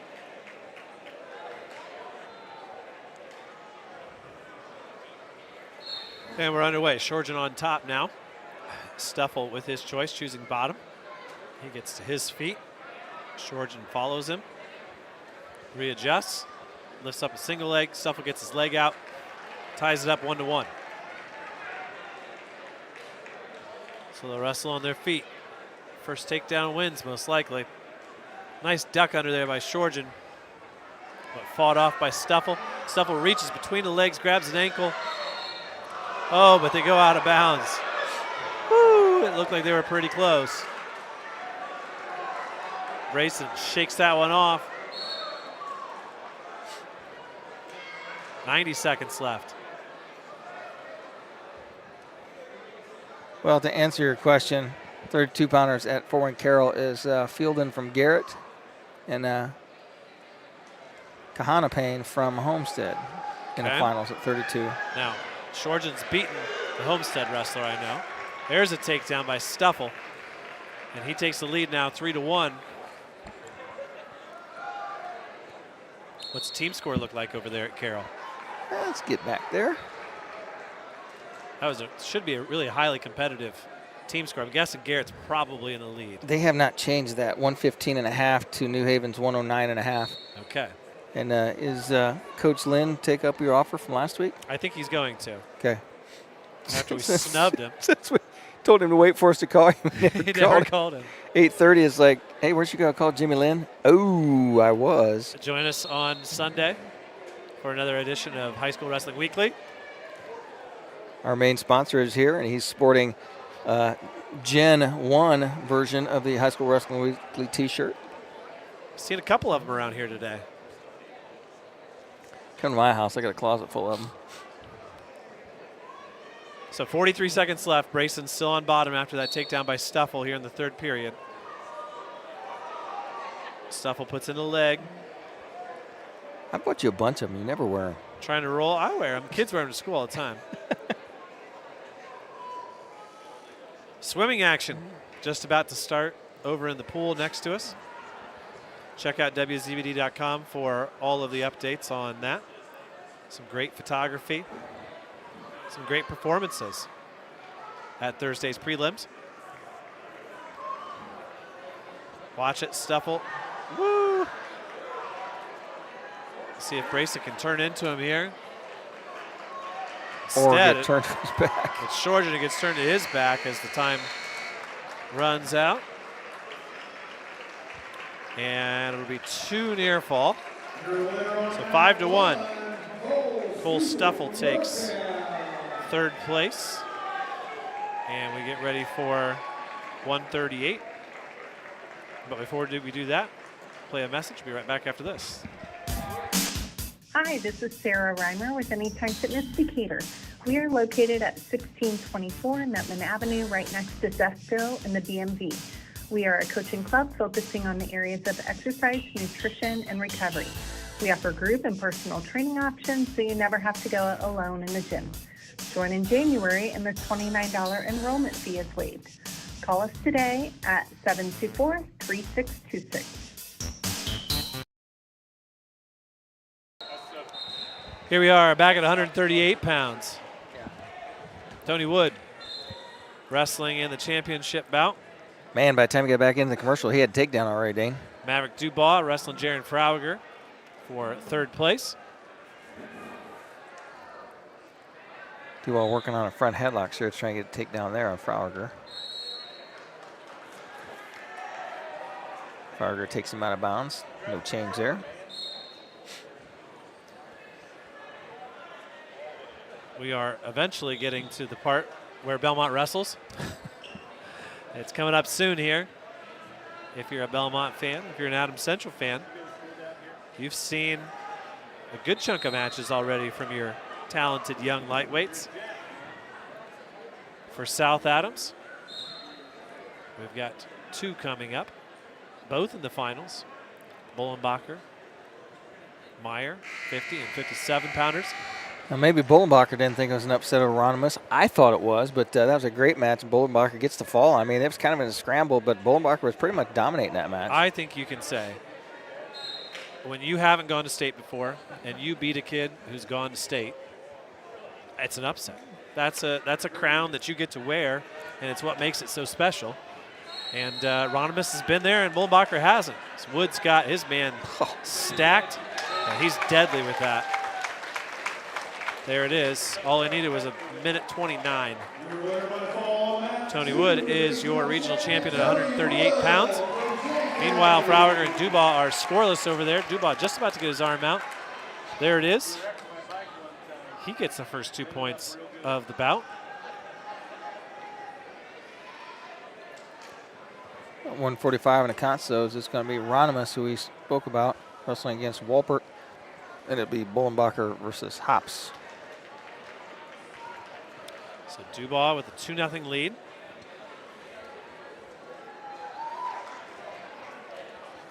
In control. A minute left in the second period here.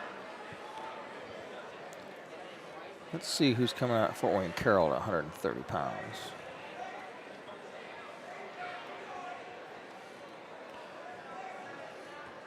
$138, I should say.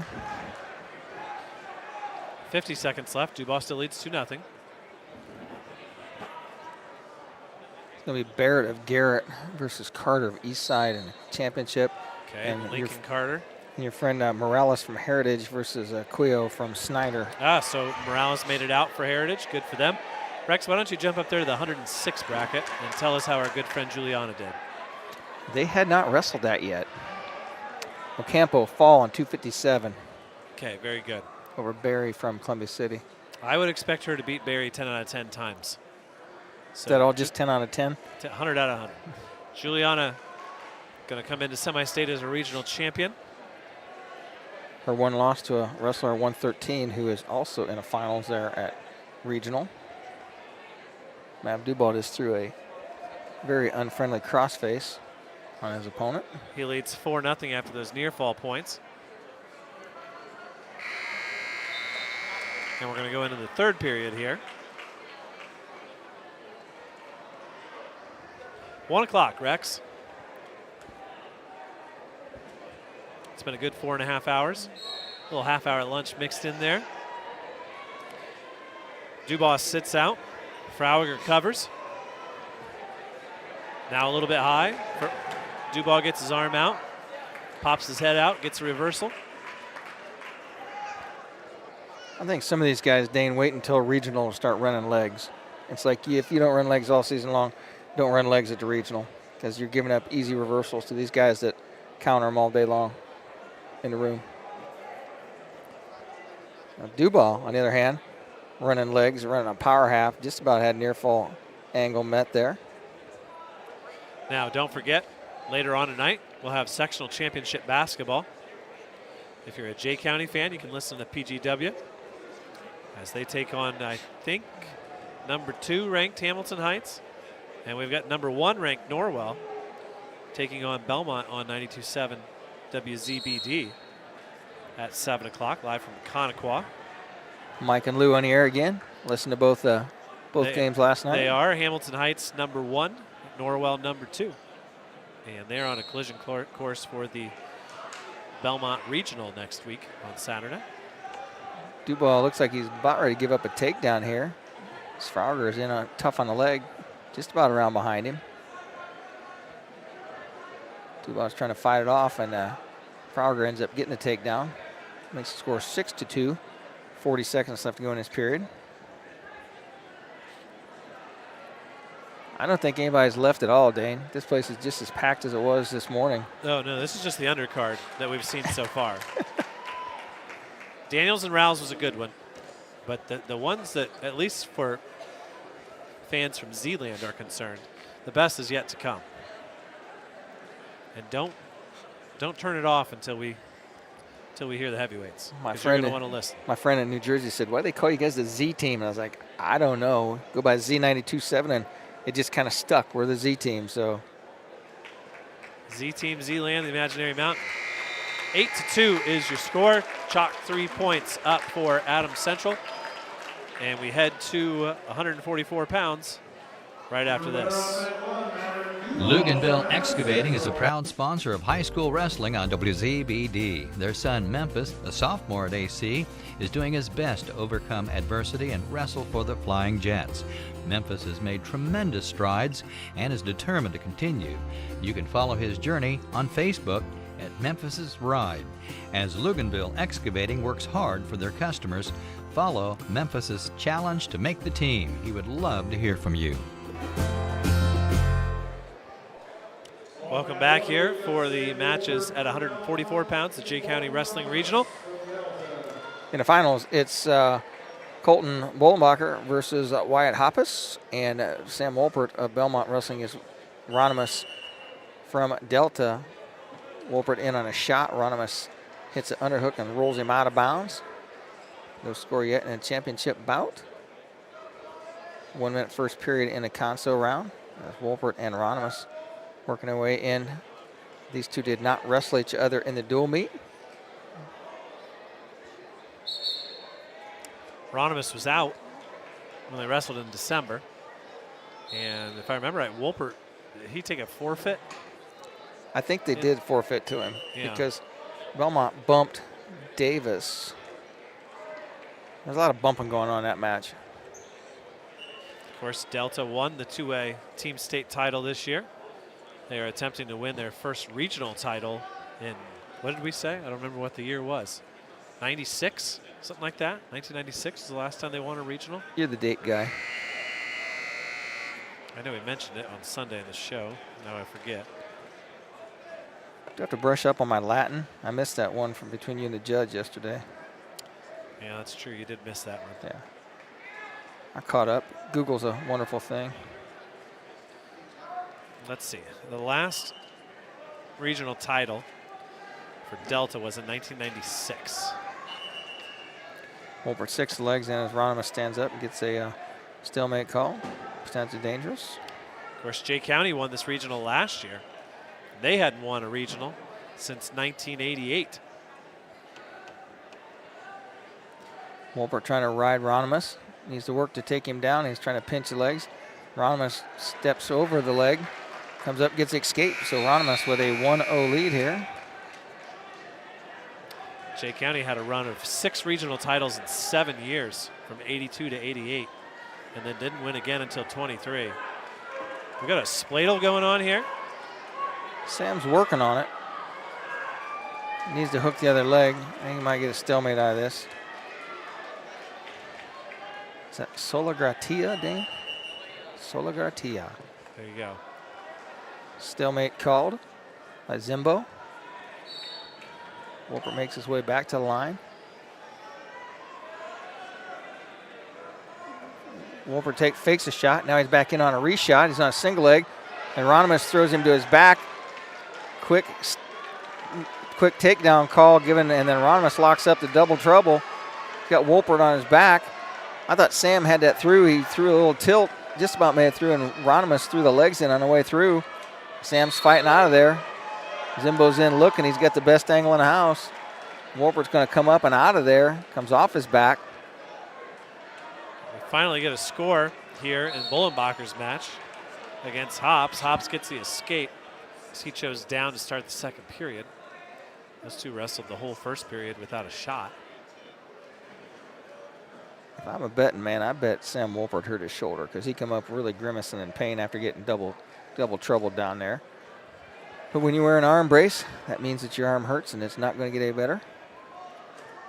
As Ronimus still rides him in top. He's got a 6-0 lead here. And Bullenbacher and Hoppus just kind of feeling each other through this second period here on their feet. 2 periods down. Ronimus with a 6-0 lead over Wolpert. Sam going to have to gut this one out. And he said, I'm going to take some injury time. And Timmy's going to step in and say, dude. Sam says, yeah, I'm hurting. What's the difference getting beat 6-0 or just injury defaulting? Rex, I want to talk a little bit about something I saw when Bullenbacher was wrestling in the semifinals against Ronimus. You hear a lot of people talk about Belmont, Adams Central, South Adams, friends, rivals, enemies. What is it? When he had Ronimus on his back, there was Gavin Davis and Maverick Duball were both standing there off to the side, and they were pointing and they were slapping their hands. They wanted to see a pin just as much as you and I did, and I think that's one of the things that this Jay County sectional has really allowed us to witness. 2 completely different teams. Is you see these kids really rooting for each other. The closer you are to somebody, the longer you've wrestled them, the more you want to see them succeed. Of course, not when it's at your own expense, but I thought that was a really neat moment. But Colt's had a great career. He's been a semi-state, state-level guy all 4 years, and I know that a lot of people in Adams County would really like to see him win this regional title and set himself up for a chance to wrestle down in Evansville. And South Adams has had a run here of not competing at the state finals. Wolpert was in on a single leg and just about got chin ripped over by Ronimus, and then he turned Ronimus to his back on the edge of the mat. Ronimus brings him back in, brings him down to the mat hard. 1:20 left in this third period here. Colt chose down in the third period. He trails 1-0. He needs to get his escape to tie things up here.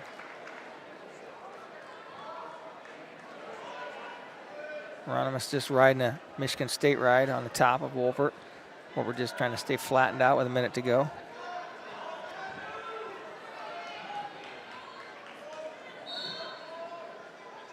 Wolpert fighting off some half Nelsons here. Bullenbacher working on some hand control on the bottom. Hasn't tried to make any advancements up yet. Now he comes to his feet with hand control and he's out. We're tied at 1s. Shot by Hoppus. Out of bounds they go. Come back to the center. I think Bullenbacher kind of made his mark when he defeated Calvin Frote a couple of years ago. Yep. Put his name in the hat. So Wolpert's going to get ridden out the last 16 seconds here. Bullenbacher's in a real tough single leg. Minute 9 left to go here in the third period. Bullenbacher doesn't get that. Changes off to a double leg. Comes up to his feet. Minute left. Wolpert's match is ended. Wolpert definitely showing some agony there. Final score 8-0 there. Bullenbacher in trouble now. He needs to hold on to that leg. 43 seconds left. Hops just about around the back. They go out of bounds. This 144-pound weight class need to be viewed through the lens of knowing that Easton Doster is a likely winner at the Carroll Regional, and Brody Hagewood, a state qualifier last year from Prairie Heights, is there as well. Great show of sportsmanship as Mr. Ronimus knew that Sam was hurt, patted him on the back when he got up, and he said, yeah, I hope you're all right, bud. So these 4 who made it in our regional, as Bullenbacher's in on a single now. He's in on a double. He's got Hoppus. He's got the head. Still a whizzer by Hops. 8 seconds left. Didn't finish it. There it is. 2. Bullenbacher wins the regional title at 144 pounds. Woo! He had plenty of time left. Danny had 4 seconds. Colton beats Hops and wins the title. And Rex, I was just saying, you look at the semi-state rankings. You've got Doster at 1, Hagewood at 2, and then you've got Hoppus, Ronimus, Bullenbacher, and Wolpert. 2 of these guys are going to have to go through those top 2 to get to state. We know it won't be Bullenbacher. Who knows who the other one will be?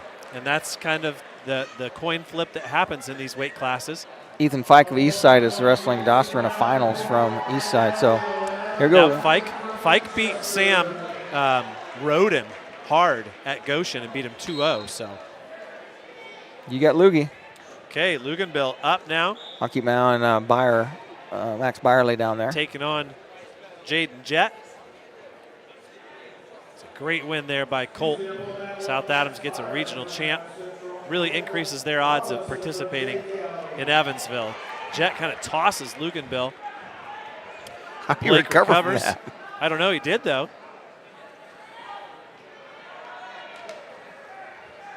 Jett in a front headlock situation. They go out of bounds. Byerly taking on Robinson over there. A couple of long, lanky 50-pounders here.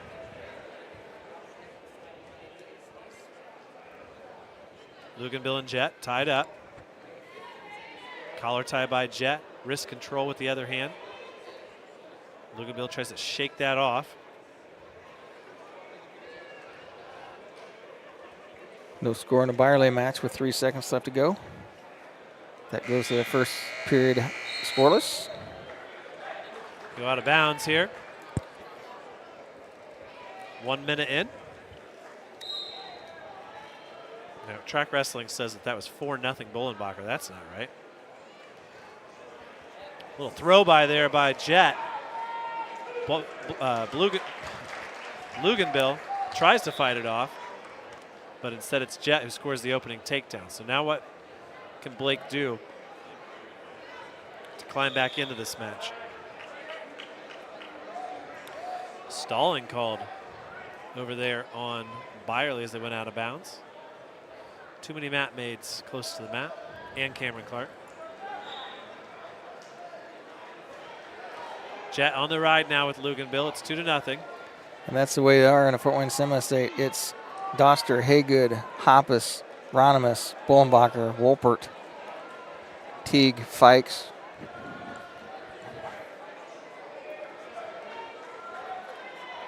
Robinson trying to kick Byerly out there on the single leg. First period ends, Jett 2-0 over Luganville. Little roll through by Byerly, comes right at the back and takes Robinson down. Well, that's great wrestling right there. To be tree-topped like that for 30 seconds and to be able to have the instinct at that moment to roll through. Thinking out of the box there.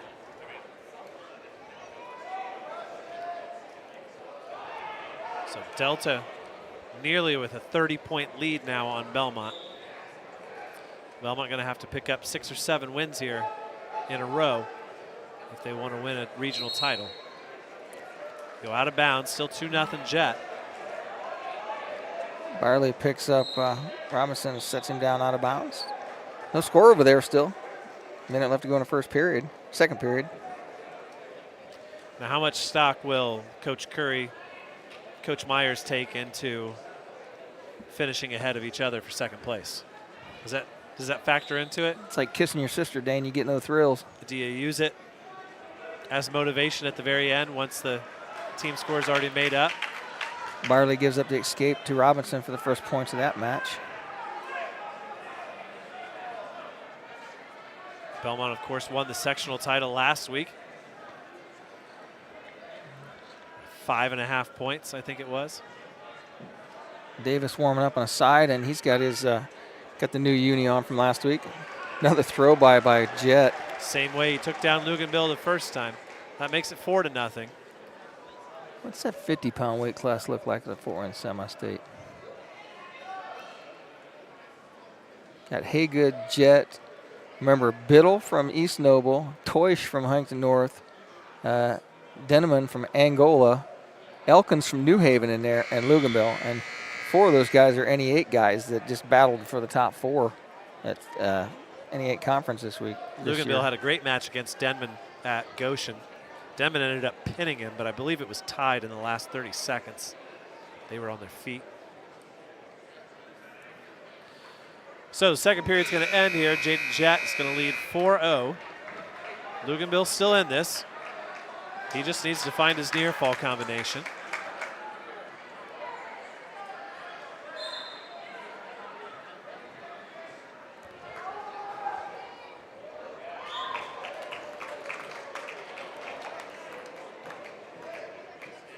It's 1-1 between Robinson and Byerly now. And it's getting feisty down there. They're throwing some hands. Luganville on his feet. I think he doesn't want a collar tie. Seems to peel that off each time it comes.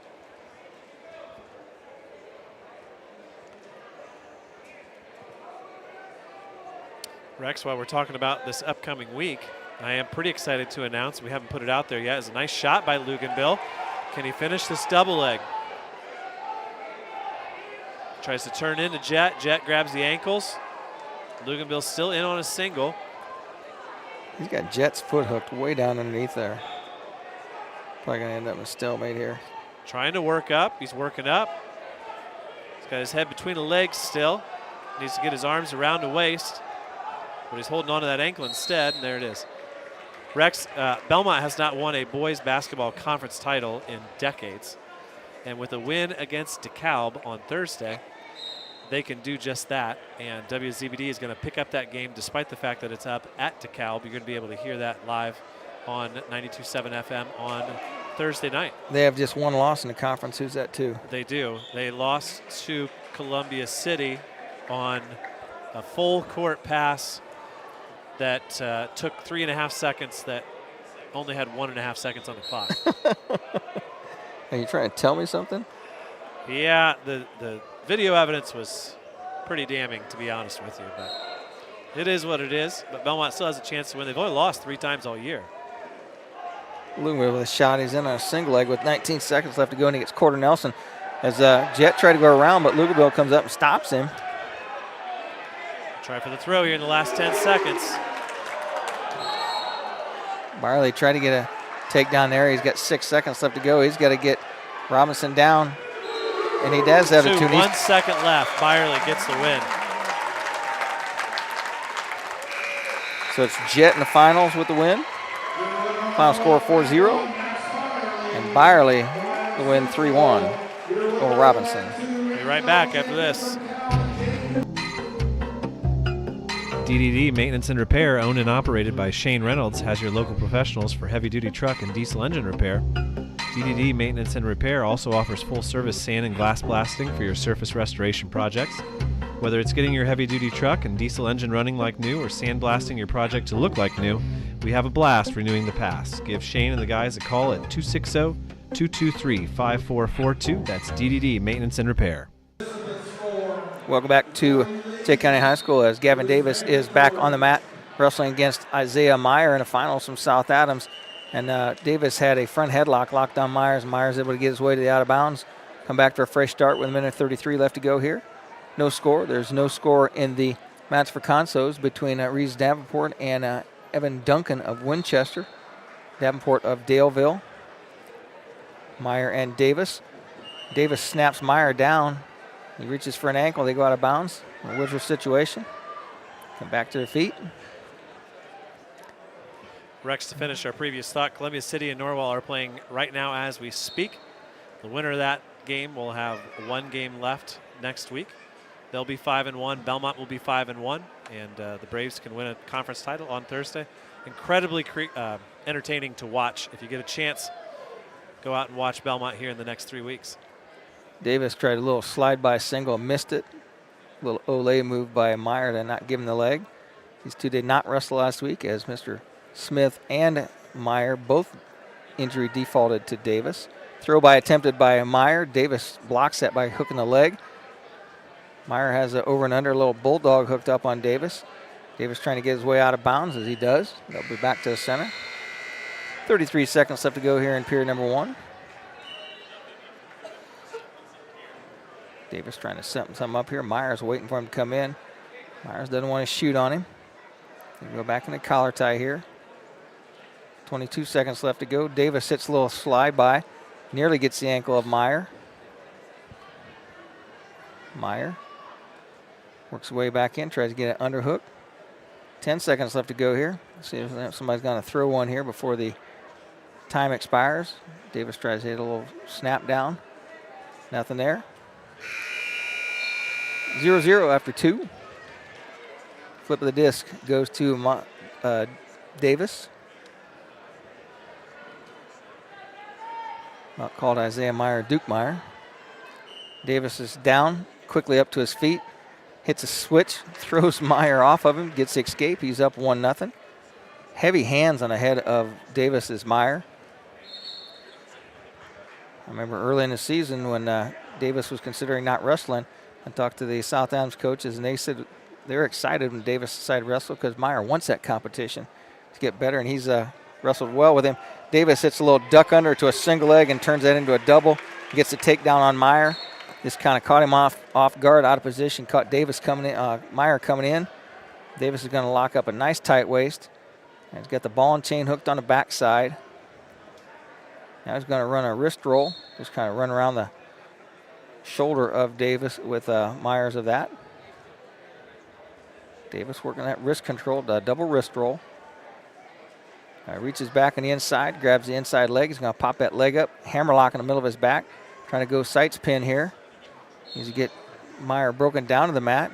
Zimbo's in there looking close, make sure that the arm doesn't reach higher than a 90-degree angle in the middle of his back. Davis lets the arm go back down, running a wrist roll here with 47 seconds left to go. Jacks that inside ankle up. Meyer's just been flattened out. 5-0 is the score to Reason Davenport of Daleville over Duncan of Winchester down there. Those two are come out of the Delta sectional last week, as Davis and Meyer were the championship bracket here at Jay County last weekend. Dane, let's see who we got coming out of the Carroll Regional at 157. As I know that Mr. Meyer did not have any trouble with, Mr. Davis did not have any trouble. It's Gleave of Fort Wayne Bishop Dwenger wrestling Kevon Russell from Snyder, and Mr. Davis pretty much wore Mr. Russell down in that match. Yeah, those are two matches that Davis has already won in front of the home crowd in those dual meets. Quick look at the math here for those that were interested. Belmont is technically still alive, but it's a pin out from here situation. So looking Awfully a lot like Delta is going to win the team title here for the first time since 1996. So Meyer's being ridden by Davis in the bottom position. Davis got a 3-0 lead on Meyer. Davis still working on that undefeated season. Going for his 25th win. Davis content to ride that wrist control. He's got 1:31 to go here. He's got Meyer broken out flat to the mat. Davis putting pressure on the head. I think Davis knows that he needs some pinpoints here, but he also knows that he needs to save that arm whenever possible. And if you're going to ride a guy out and get a 3-0 win and be the regional champion, that's what you do. You do it. Absolutely right. Because, another regional trophy in the case of a wrestling room is nice, but when you're looking at individuals, guys want to go to state finals, they put that a little bit higher. Especially when you have a team like Delta that comes in here and everybody just knew they were going to be so solid today. 45 seconds away, Gavin Davis is. He had a scary moment this morning, and I had Zimbo was standing on the lunch line with me, and he said after he'd taken 2 injury times, he grunted a little bit and went out of bounds, and Zimbo was like, "Hey, don't say anything. You don't have any timeouts left." And Gavin says, "I know." So Davis hooks the leg up, trying to run a Turk on Meyer. Meyer goes out of bounds, has to adjust his headgear. This will be career victory number 86 for Gavin Davis as he approaches the 90 mark. In just 3 years. Just 11 losses all time in his high school career. Mitchell Betts is like 4 of them, right? Feels like it. Brabender with a couple of them. He's ranked he was ranked number 1 in the state for Mishawaka. 2 now? Looks like the Daleville wrestler has the Winchester wrestler on his back down there.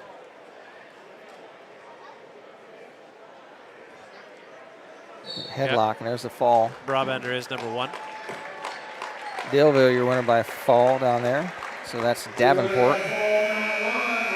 And your final score, 3-0. Wasn't pretty, but it's a W for Gavin Davis as he advances, and he's a regional champion here over Isaiah Meyer.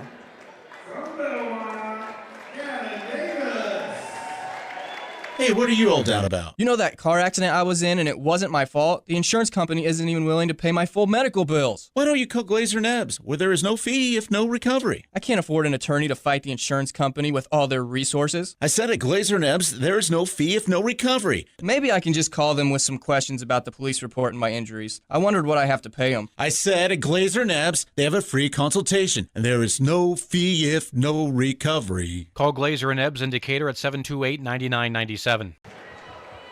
Welcome back here. We're at the championship bout at 165 pounds. Gavin Davis has become Belmont's first regional champion of the day. A bull rush by Myers as he goes right over the top of Stebbins. How do you not get that takedown? Stebbins just kind of laid flat and let him go over him. Stebbins, for those who have not seen him wrestle yet, a very tall wrestler, has a much different look than Duke. Huge reach, hit Duke with an ankle pick in the last time they wrestled. 30 seconds in here already. Blast double is a good shot for Duke, though. Let's see that again.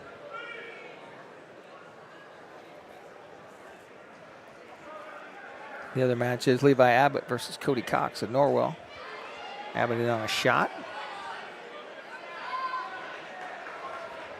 Myers and Stebbins still feeling each other out here.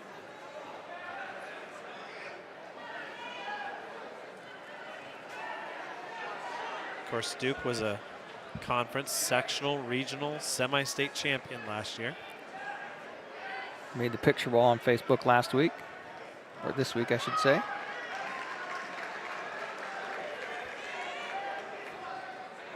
Nice shot by Duke.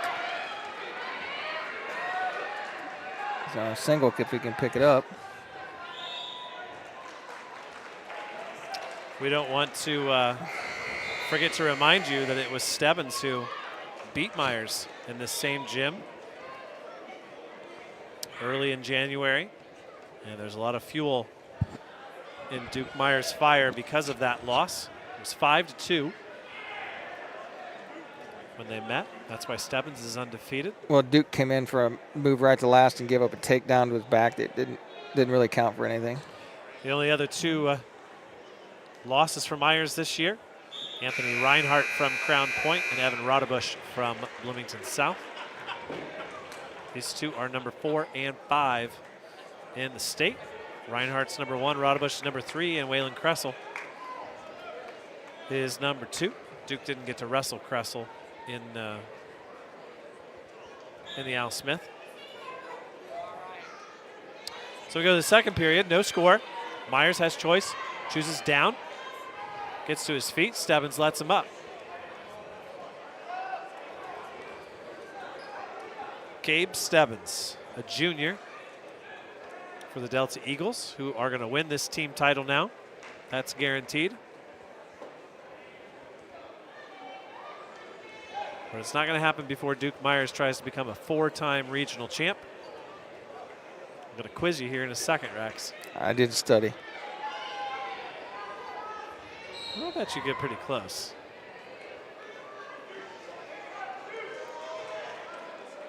First, Duke's got to do it. It starts with a takedown. I want to give a shout out to our good friend Matt Monroe, who's listening back home after his shift at Ace. Matthew C. is going to make his first trip to a semi-state on Saturday at the Coliseum. Wrestling on ice. Back to the center, 55 seconds left here in the second period. Myers and Stebbins. Just haven't seen much yet, Rex. Stebbins has not made a leg attack. Myers backing up a little bit there, gets a stalling shout from Coach the Count, but nothing from the official. Nice snap down there by Duke. 40 seconds left. Third place match is still going on over there. Levi Abbott leads Cody Cox 2-1. Abbott and Myers are seniors. Stebbins and Cox are juniors at this weight. 15 seconds left here in the second period. Can Duke ride here? Is this going to their feet? I think this is going to take him right to your feet. Warning stalling. Stalling That's cool. called on Stebbins as he blocks a shot by Myers with 5 seconds left. That was good because Stebbins has not made an attempt on the legs. Duke's shot 4 or 5 times. So that makes a difference here. Since Stebbins has got the stalling warning, just cut him. Wrestle him on your feet and push him. Get to 1. Stebbins immediately gets the escape. Not sure there was ever really an effort there for Duke to.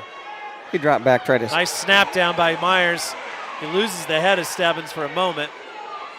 Boy, I would have liked to have seen him hold on to that. Duke tried to drop down and hit him in a Turk. Myers banging on the head now. Stebbins, collar tie with the left hand. 2-on-1 from Myers on the right arm of Stebbins. Underhook by Stebbins. Myers gets going out of bounds. They call him for stalling. That was 2 steps, no shots. Tim shakes his head, says no way. That was an evener call. That was the Revlon call. Nick Kuhn says 0 shots, 0 shots. So, stalling warnings on both wrestlers. Myers on his knees there for a moment. Working for their inside tie. Stebbins has not made an attempt yet. Boy, I don't care how much you yell. There's no way this official's going to call stalling to decide this match. No, he just with a minute left. He just evened it up so he didn't have to do anything. They're going to have to work this out, the two of them. And it may come down. Duke had the first point. To the ultimate tiebreaker. That's why you don't defer in the postseason. 40 seconds left. Stebbins pushing Myers with his heels out of bounds. Stebbins still hasn't shot, hasn't got in on the legs of Myers. Ooh. There he reached under. 25 seconds left. Kenya, hit record. Because here we come. Oh, I thought he could have grabbed an ankle there. 12 seconds left. Center of the mat. Shot in by Myers. Single leg. 2 with 3 seconds left. Duke Myers is a 4-time regional champ. Woo! Had one left in the chamber, Dane. Wow. I think Stebbins was really out of juice. Myers worn down. A lot of pushing. Duke found an ankle. Cody LeCount walks over to the official and says, did he work his way up from those ankles? Enough. Cody says, yeah, okay, whatever. He's going to ask Connellis. The official's going to come over and appeal to his. Good. 2. Count it. Count it. There it is. Duke Myers is your regional champ at 165 pounds. Abbott's ahead 2-1 over Cox down here, and that's in blood time.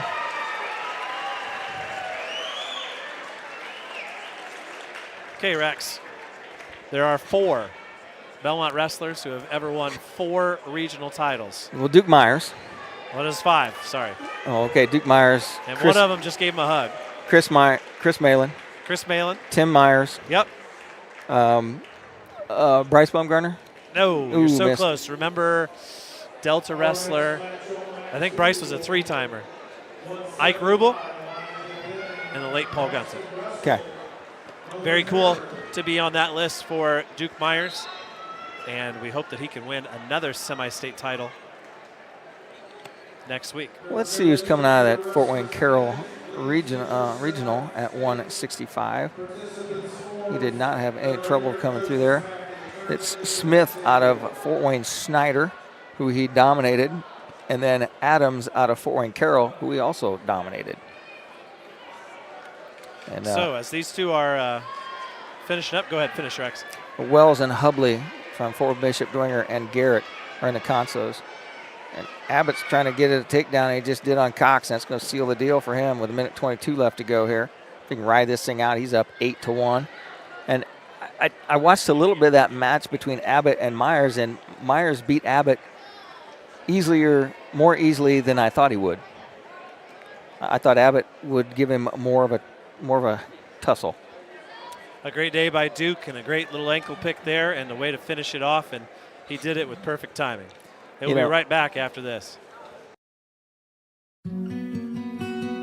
Does your smile need work? Maybe it's time for a cleaning and exam. Visit Laura Kugelhahn, DDS, and her knowledgeable, caring staff at Complete Smiles on North Main Street in Bluffton. Dr. Kugelhahn would love to help you maintain your dental health or transform your smile. Whatever your needs might be, Complete Smiles is there to help you. Dr. Kugelhahn is currently accepting new patients. Call 824-3100 to schedule an appointment. This is Ed Thurman, and I've driven across every highway and bridge in Indiana calling high school games on the radio since 1972. We take those bridges and overpasses for granted sometimes, but knowing they're made right here in Decatur at Pre-Stress puts me at ease and allows me to focus on the game. If you're looking for a career right here in Adams County, starting at over $20 an hour, go to PreStressServices.com and click on Careers. From general labor with no experience to driving those long beams to the job site with your CDL, Pre-Stress might just have the job you're looking for. Welcome back here. Your winner at 165 pounds for third place is Levi Abbott. And that brings us to 175. So Dane, Ed Thurman's been doing games on the radio since 1972. When he was about 16 years old. I was a 6th grader in 1972, 7th grader maybe. He's old. I'm old. He's just a little bit older, that's all. Nobody's on this Verizon. I'm going to shut this thing down. No, I'm on Verizon. Oh, you are? That's AT&T. Oh, I'm sorry. Scared me, and I'm fearless. No. Palacios is taking on Flores. Baining is taking on Braxton Russell. Delta's wrapped up the team title here. But don't go anywhere. We got 4 bouts left. Flores with the opening takedown. Palacios going to try to pop his head out of here and get a reversal immediately. X is pretty good at working out of the legs.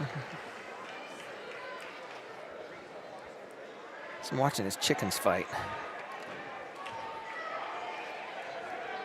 Palacios working up. He's got Flores on his shoulder, even though Flores is on top. Trying to work for a defensive fall here. He's getting closer to it. Zimby's looking at it. 10 seconds left. Russell with the takedown in championship match over Benning. X needs to pop his right there. Woo! That was close.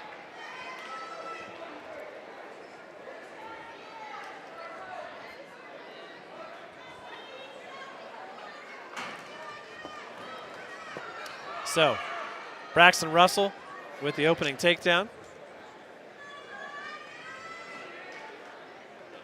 He leads 2-0.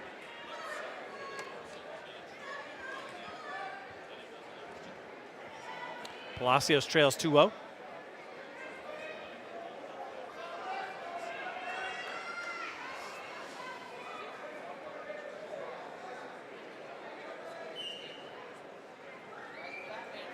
Ten seconds left. Now Palacios rolls through on Flores to start the second period.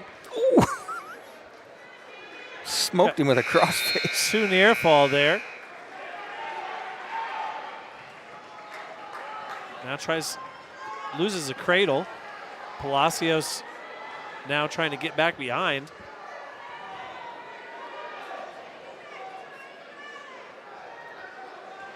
So the score is 4-2. Flores trying to get a reversal here still. Russell gets a whistle because tried a big headlock there and it slipped right out. Eugene Grody had been proud of him. He tried to throw a pancake and he whiffed on it. So Palacios holds on to his 4-2 lead. Russell gives up an escape. No, he gets an escape. 3-0 he's up.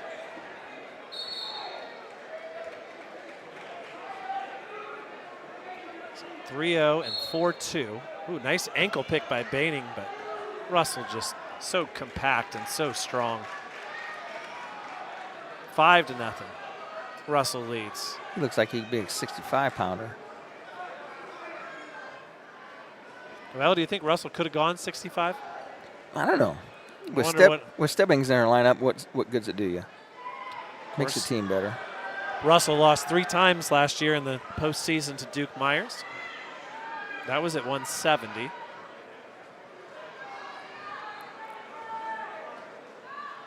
Palacios still on top on the ride, up 4-2.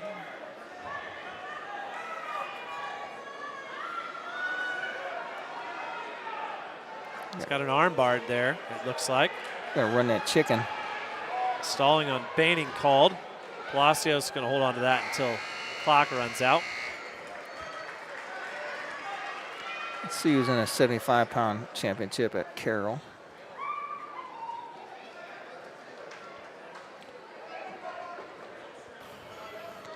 Color from Woodland.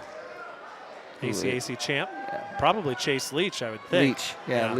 Leach made his way to the finals with 2 falls. Russell ranked 6th in the state. Leach was a qualifier as a freshman and a sophomore. Missed out last year. Palacios and Flores on their feet now in the third period. Xavier leads 3-0. He gets spladled momentarily. Missed the leg. Yep. He had Xavier in trouble, though. Xavier able to come around. He's just about ready to get around the waist of Flores. Flores hanging on. Xavier swims through it. He's going to try to get a half Nelson in here. Gets the reversal. No, 2 takedowns, sorry. X swiveled his hips the opposite direction there and come out of that. Shows great mat awareness for a second-year varsity wrestler. Of course, Palacios very accomplished as a youth wrestler, going all the way back to his peewee and novice days. Russell with another takedown. He's got Baining on his back. Xavier's 45 seconds away from third place. There's a fall by Russell. And Delta is running away with this thing.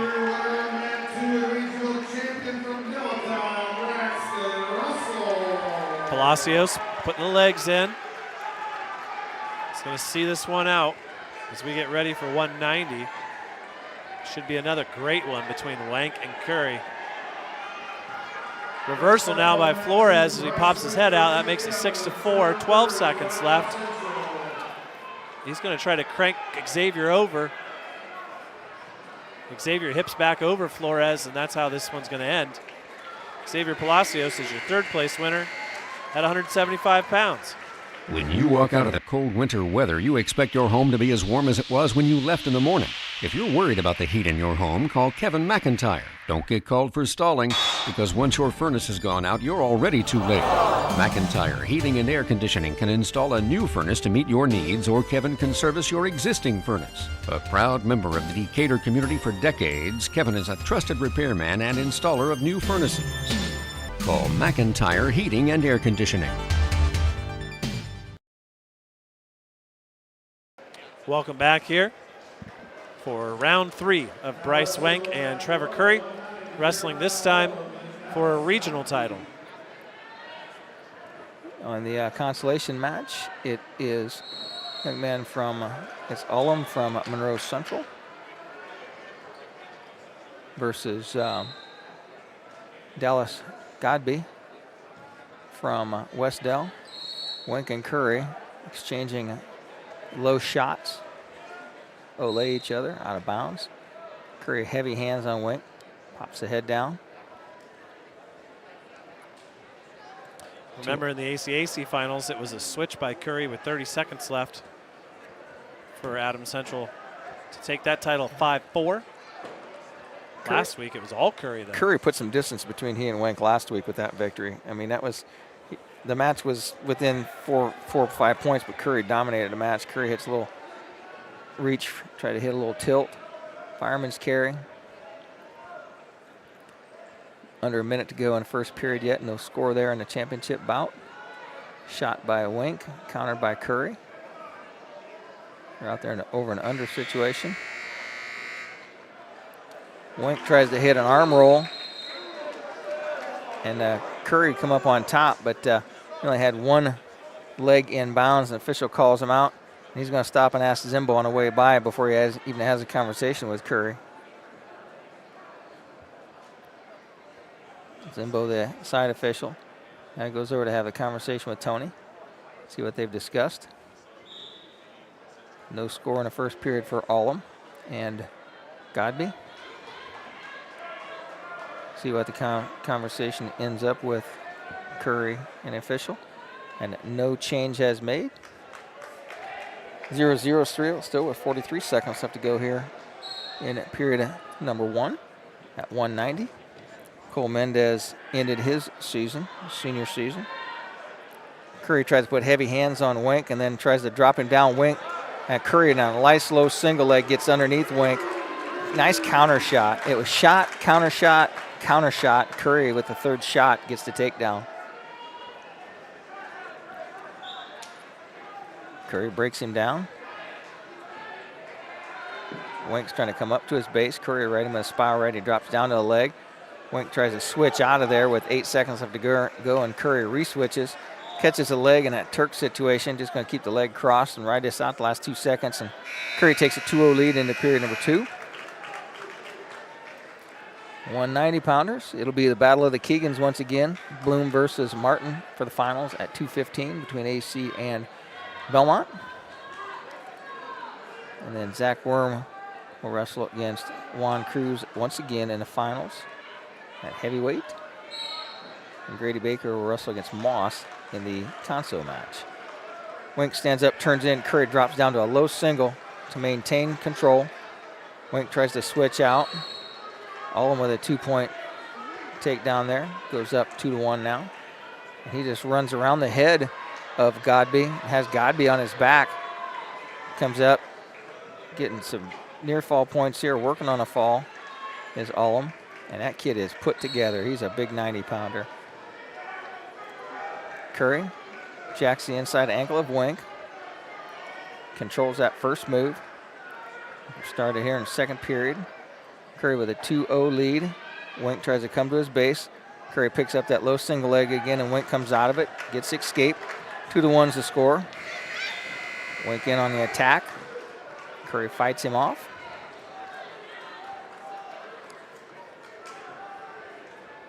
There's an attempted shot by Wink, countered by Curry as he steps out of bounds.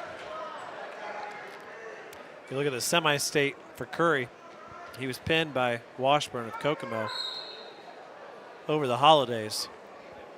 Winning a regional title here, beating Wink for the 3rd straight time. That eliminates the chance of Curry having to wrestle Washburn. Nice low single leg by Curry. He faked going up high and goes down low on a single leg, and Wink can't fight that off, and Curry comes up, gets the takedown, makes the score 4-1 now. 52 seconds left to go in the 2nd period, and it will be Curry's choice to start the 3rd period. We'll be live from the Allen County War Memorial Coliseum next Saturday. And Dana, I do believe it'll be the same routine. The YouTube for the first round, and then 92.7 FM. After that is for the big ticket round. Curry gives an escape to Wink. This makes the score 4-2 now.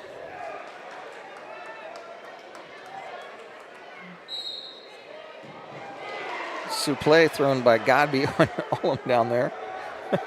Had him up in the air. Got some grand amplitude on that one. Scores the throw points. Curry almost gives up to take down to Wink. He's trying to switch out of it, catches a whizzer, trying to pick it up. Curry steps up into it, throws it by, and Curry catches it, and somehow Curry scrambles out of it. Wink got his legs tangled up. Curry somehow fights that one off. Most mortals would have gave that up, but Curry, with a 6-2 lead, is going to take this into the finals. And his choice, and he says, I'm going to take down.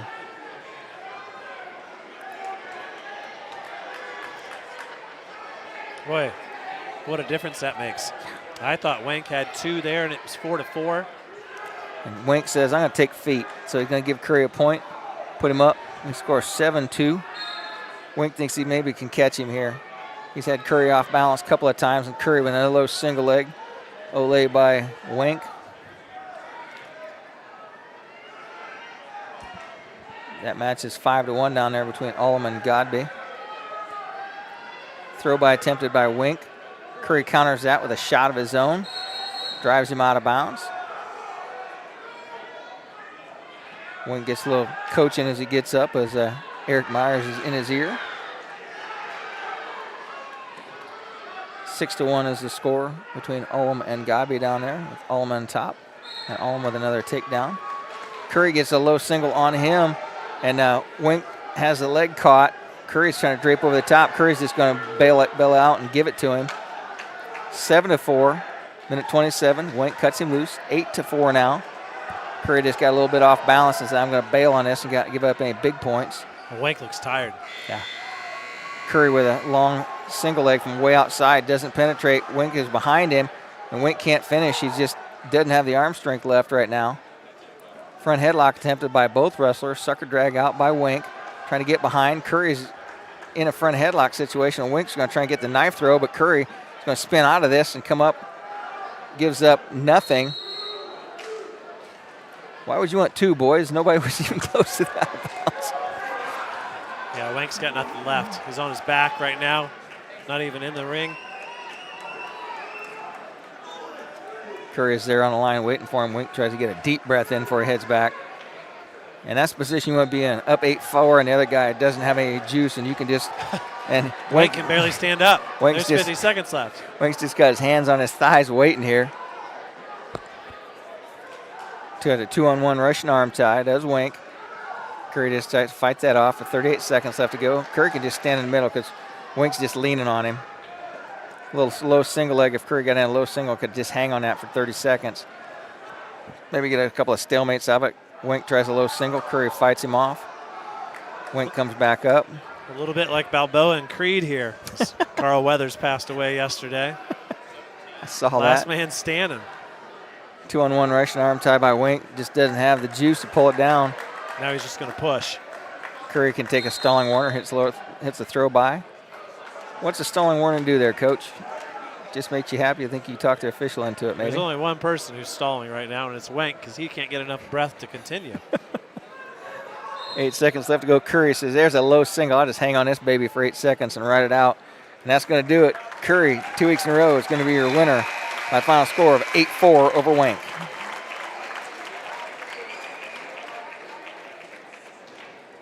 At Bullenbacher & Associates, we strive to provide services that make our clients' lives easier and their businesses more profitable by providing bookkeeping, payroll, and payroll tax preparation services. Our team of knowledgeable professionals has the expertise to handle your bookkeeping and payroll requirements so you can focus on what you do best, running your business. This is Scott Bullenbacher of Bullenbacher & Associates of Portland, Indiana, reminding everyone of the importance of supporting our local businesses. Our community depends on it. Welcome back here for the championship bout at 215 pounds. It's a pair of Keegans from Adams County. Keegan Martin from Belmont, Keegan Bloom from Adams Central. Martin on the offense early, sporting his state singlet, as his teammates Gavin Davis and Duke Myers did. Of course, all three of them are technically in different weight classes with the weight class changes. Don't forget, 2 weeks from today, we'll be in Evansville calling the IHSAA State Finals. A nice high C there by Martin. He's going to finish off Bloom, get his arm around. Bloom trying to hang on. Martin lifts Bloom up, comes through, scores the opening takedown.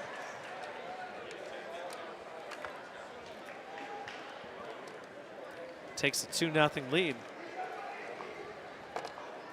And for Bloom, he's pretty much in control. Keegan Martin was last week, at least from what I could tell from you guys' broadcast. Bloom also sporting one of those shoulder wraps on his left shoulder, much like Sam Wolpert and Gavin Davis. I started a new side job, Dan. I'm selling shoulder braces. So Bloom gets his escape, and it's 2-1. Martin.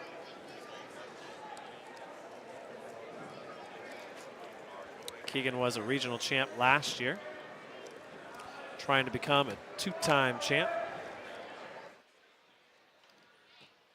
Martin sort of bowls him over there for another takedown to make it 4-1.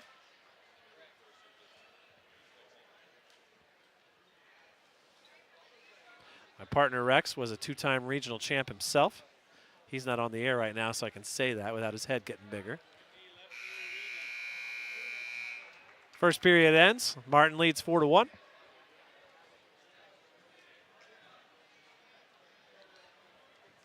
The very first 2-time regional champ for Belmont was Greg Menke. Titles in 75 and 76.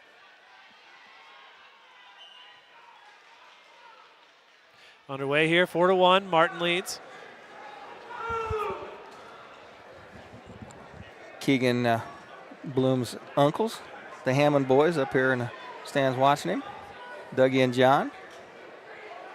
Martin with a nice backwards trip to bring Bloom back down to the mat. Bloom started this second period in the down position. Over in the third place match, it appears that Michael is in the lead. Nope, it's 2-2 now. Ethan Michael wrestling Alan Ortiz. Bloom gets to his feet. That makes it 4-2. Nice shot by Martin. Double leg, finishes Bloom. Grabs his shoulder, tilts him over, getting near fall. Bloom gonna have a hard time rolling out of that. There's the fall. 2 minutes and 56 seconds. Keegan Martin becomes a 2-time regional champ for the Belmont Braves. Martin finishes so well, like a double leg, just climbed right up the body, kept the pressure, kept the shoulder right in the chest, and pushed down, didn't let him get anything, and gets the fall. Play around of commercials here. Be back for the heavyweights. Wygand Construction in Fort Wayne is building landmarks that impact the lives and communities we serve. At Wygand, we believe that our most important responsibility as a building contractor and construction company is to stand by our commitments to our clients and to our community. That's why we believe in supporting high school athletics, where our local teenagers show their commitments to their teammates, their coaches, their schools, and their communities. Wygand Construction. Trust. Well built.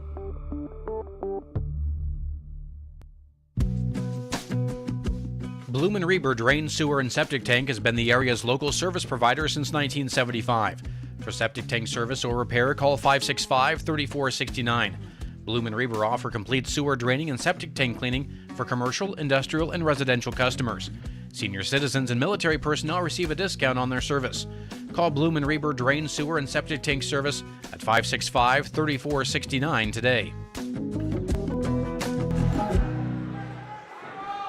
Welcome back here to Jay County High School for final bouts of the day. It's been a great day so far. Adams County wrestlers well represented at next week's semi-state. Delta's going to win the team title here as they've got too much over Belmont, but Belmont going to hold on to second place. Adams Central and Jay County in a little bit of a dogfight here for third place. So Dane, what's your tally between Jay County sectional winners and Delta sectional winners? Overall? Yeah.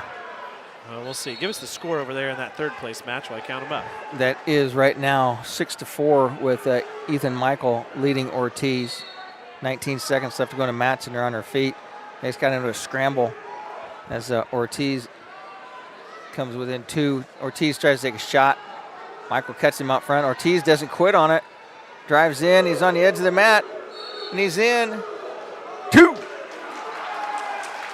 8-4 is the score. Ortiz from Jay County with the lead. With 3 seconds left to go, and that's going to do it. Ortiz is going to be your third place winner as Michael cannot come back 4 points in 3 seconds. That's my estimate. 5 regional titles for the Delta sectional. 3 for Delta, 2 for Cowan, and 8 so far. You got heavyweight, and it's going to be 9 no matter who wins. Got bragging rights over somebody there in your chat group? Of course we do. I say Jay had 9. Jay County sectional with 9 champs, just 5 for the Delta sectional. But the 5 Delta sectional champions were dominant. They were. They left their mark. 3 of them from Delta and 2 of them from Cowan. Jaden Jett. And now I've lost. And Jackson Bradley. Oh, that was. How'd they get in overtime? Oh, they had scored on the wrong side over there. They awarded it to the wrong guy. Yeah, it was 6-6. Ortiz with the win. He wins 8-6 in OT. So with that, Jay County's going to take third place from Adams Central. They're already there at 104-101 before that match even was added in.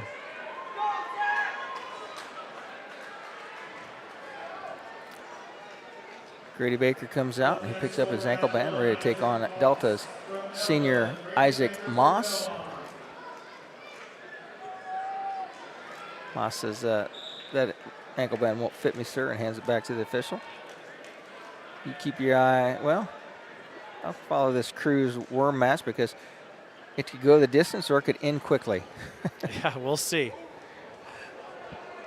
I did misspeak. A win by Zach Worm would put Adams Central in third. Cruz is in a shot. Watch out in the front row. Ask your friend Kristen Carr. Nice little front headlock there by Worm to negate that double leg. Grady Baker's match is being held up right now. It must be a time constraint. The nice thing about track wrestling, if it says in the time frame, it won't let him start the match. Now we go. Like trying to buy a case of beer on Sunday morning. You can't. I wouldn't know, Dane. You can't do it before the time is right. I've been to Costco and had the guys with the big cart said, "Hey, you need to go in front of me. I got 3 minutes to wait here." Moss double underhooks on Baker. Baker wants to get out of that. Now a front headlock by Moss, trying to snap him down. That's Grady's move. Is it a snap down if you're all the way around the waist of the guy? Yeah. No score between Cruz and Worm in the finals here. 47 seconds left to go in first period. Grady just trying to survive this first period. 1 minute. Did not survive that first 1 minute period with Mr. Cruz. Blast double took him right to his back. 15 seconds left over there. Throw attempted by Juan Cruz. Grady doing a nice job of pummeling. Separation, 5 seconds left. Looks like Keegan Bloom might have a little shiner. That's across the gym, but Eye looks a little rough. So Moss defers. That's an interesting one. I just have no idea why, as a heavyweight at this level, you would defer at 0-0. Baker took neutral. Another interesting choice. No score after 2 minutes between Cruz and Worm. Choice goes to Cruz, and he will take down. Grady trying to outlast his opponents the last few weekends. Worm jacks the ankle of Cruz up. Flattens him out. Who's going to score the first point, Rex? Four guys on the mat. Looks like it's going to be Cruz. Yeah, Cruz is going to get a reversal here. 2-0 is the score. Juan Cruz. I don't know him on a first name basis. Doesn't call him Johnny, I don't think. Grady Baker still holding in there against Moss. Moss really hasn't shot. He's got in it a couple times with the hooks that he wants. Now, Baker's been riding people pretty tough, so if Moss does take down, you know, Baker can ride him or not. Baker didn't get any chance to score points from down here. Worm sets up in down position with 1:26 and a second to go. No first move made by either of these two wrestlers. Baker and Moss at 45 seconds left in the second period. Little throw by there by Baker, who almost got around Moss on the edge of the mat. It's one thing to get around him and behind. It's another thing to take him down from there. Worm has been warned for stalling. He's got the arm of Cruz, and Cruz says, "Nope, I'm not going to attempt letting you hit that arm roll on me again." Takes that hand back out.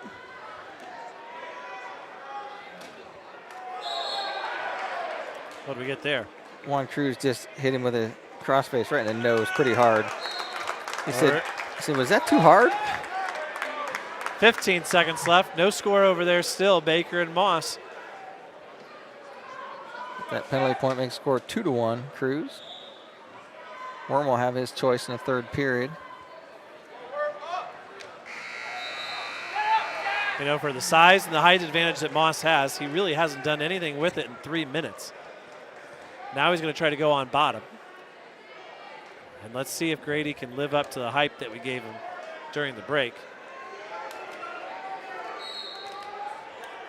Chops at the arm, breaks Moss down. Try a power half. Moss gets up to one leg. Grady trying to pressure him forward.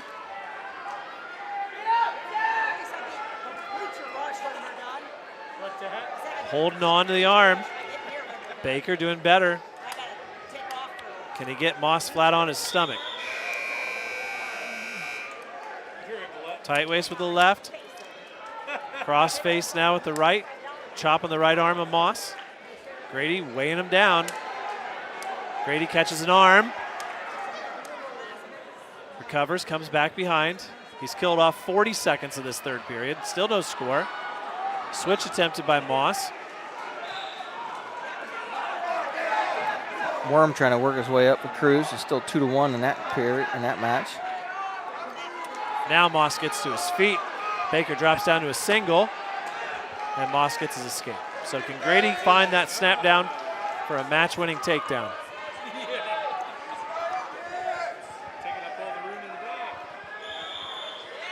Stalling called by Cruz. Or on Cruz, I should say. You can't walk over and ask why you're calling stalling. That's question is judgment, coach. Come on, you've been around before. 35 seconds left. Baker pushing Moss now. It's Moss going backwards. Carter Freet in the corner. Cheering him on. 21 seconds to go out of bounds. Baker now pushing in on Moss.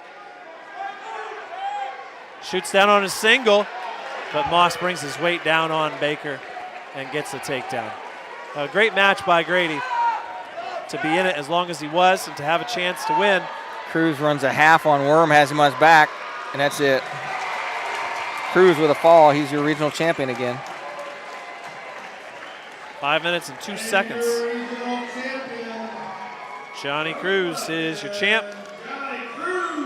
Grady Baker is your 4th place finisher for Belmont. We're going to collect our thoughts and play a round of messages, and we'll be right back after this. When you need building materials, you need Arnold Lumber, 425 Winchester Street in Decatur, featuring lumber in a wide choice of sizes, plus doors, windows, roofing, and more. Whether it's a complete new home or remodeling, a new deck or deck repair, a new kitchen or a kitchen update, whether it's an erected or materials-only garage or pole barn package featuring quality metal, free professional designs and estimates. Arnold Lumber provides it all. Open 7 to 5 Monday through Thursday till 4:30 on Friday and 11:30 on Saturday. Hey, it's me. Well, you from the future. Let's talk budget. Gas prices are going up, you blew your budget buying groceries, and here comes your bill for car insurance. Now, that's one bill you can control when you choose Erie Insurance. Do your future self a favor and ask about Rate Lock from Erie. The only thing going down is the waistline on our jeans. Yep, low rise are back in again. Ugh. Your Erie agent in Adams County is John Kintz Insurance. Go to erieinsurance.com for company licensure and product details.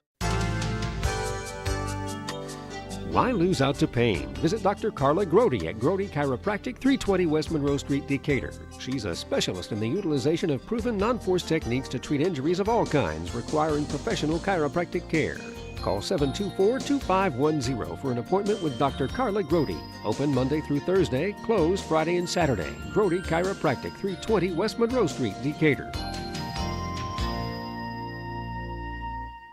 For 71 years, the Kelly Automotive Group has serviced your automotive needs in Northeast Indiana and in Ohio. Kelly offers 14 brands of new vehicles and has over 500 used vehicles in stock. Kelly values your business and works hard for bank approval for all credit types. Visit drivekelly.com and stop at any friendly Kelly dealership. In Decatur, visit 1313 South 13th Street on U.S. Highways 27 and 33. Drive Kelly and drive with confidence.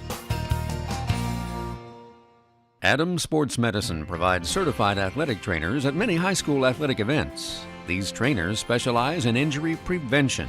Dr. Robert Kinney is board certified in physical medicine and rehabilitation as well as sports medicine, while Dr. David Coates is board certified in orthopedic surgery. Both Adams Medical Group physicians will be there to provide non-surgical and surgical care. Visit adamshospital.org or call 1-833-724-DOCS to schedule an appointment. Welcome back here to Jay County for the final time. Today's IHSAA Regional won by the Delta Eagles. They win their first regional title since 1996 with 143.5 points and 3 individual titles. Belmont finishes runner-up with 122. Jay County edges Adams Central for 3rd place with 107. The Jets finish with 105. In a distant 5th place is Cowan with their 2 champs with 60.5. Norwell 6th with 57. Then comes South Adams in 7th. Bluffton in 8th. Yorktown in 9th. Union City takes 10th place. Westdell, Daleville, Monroe Central, Southern Wells, Winchester round out the top 15. That brings us to our rundown of the top 4 places. At 106 pounds, your regional champion was the undefeated freshman number 1 in the state, Jensen Boyd of Delta, beating Griffin Byram by fall. Miles Carr from Adams Central takes 3rd place over Titus Loshi. At 113, Aiden Bollinger of Delta remains undefeated as he takes out undefeated Levi Johns of Bluffton. In the finals, Cale Beer of Adams Central is 3rd, and Zach Reno of Westdale takes 4th.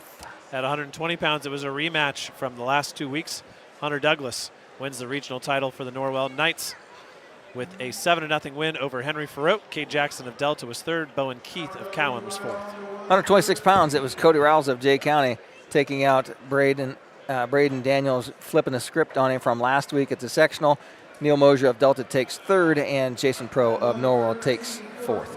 Sophomore Jackson Bradley wins a regional title for the Cowan Blackhawks with a 1-minute fall over Delta's Sam Mosier at 132. Cole Stuffle is 3rd with Brayson Shorgen taking 4th place. And 138 pounds is Tony Woods of Jay County taking 1st. Justin Boone of Yorktown 2nd. Mav Duba of Adams Central is third. Jaron Frauger of Southern Wells takes fourth, and Wood is your winner in a fall in 129 over Boone. A last-second takedown for Colt Bullenbacher wins him a regional title for the South Adams Starfires at 144 pounds over Wyatt Hops from Yorktown. Colton Ronimus of Delta is third over Belmont's Sam Wolper. 150 pounds, first place goes to Jaden Jett of Cowan over Blake Luganbill of Belmont. Final score 4-0. Max Byerly of Adams Central takes out Jacob Robinson of Jay County in the 3-4 round at 3-4 match at 3-1. At 157 pounds, junior Gavin Davis wins his second regional title, stays undefeated with a 3-0 win over Isaiah Meyer. Reason Davenport of Daleville is third over Evan Duncan. At 165, Duke Myers flips the script on Cabe Stebbins, outlasts him, hits a shot with less than 5 seconds left to go, gets the takedown on Stebbins, and he takes a 3-1 decision. Third place goes to Levi Abbott of Cowan by 8-2 decision over Cody Cox of Norwell. At 175 pounds, Braxton Russell finally gets his regional title. 34-1 for Delta. He takes out Eli Baining from Norwell by fall in the third period. Xavier Palacios beats Joaquin Flores 8-4 for third place. At 190 pounds, Trevor Curry of Adams Central defeats Bryce Wink once again for first and second. Third place goes to Jeremiah Olam of Monroe Central over Dallas Godby of Westdale. This week it's 8-4 Curry over Wink. 215 pounds, Keegan Martin is your repeat regional champion. 41-1, the senior for Belmont. He pins Keegan Bloom in the second period. And for third place, it was Alan Ortiz taking out Ethan Michael in overtime. As we wrap up this 285-pound class, once again, it was Juan Cruz, winner by fall over Zach Worm from Adams Central. Isaac Moss of Delta takes out Grady Baker, who finishes fourth for the Braves. Wrapping up our coverage of the IHSAA Wrestling Regional here from Jay County. This has been Dane Filling and Rex Brewer.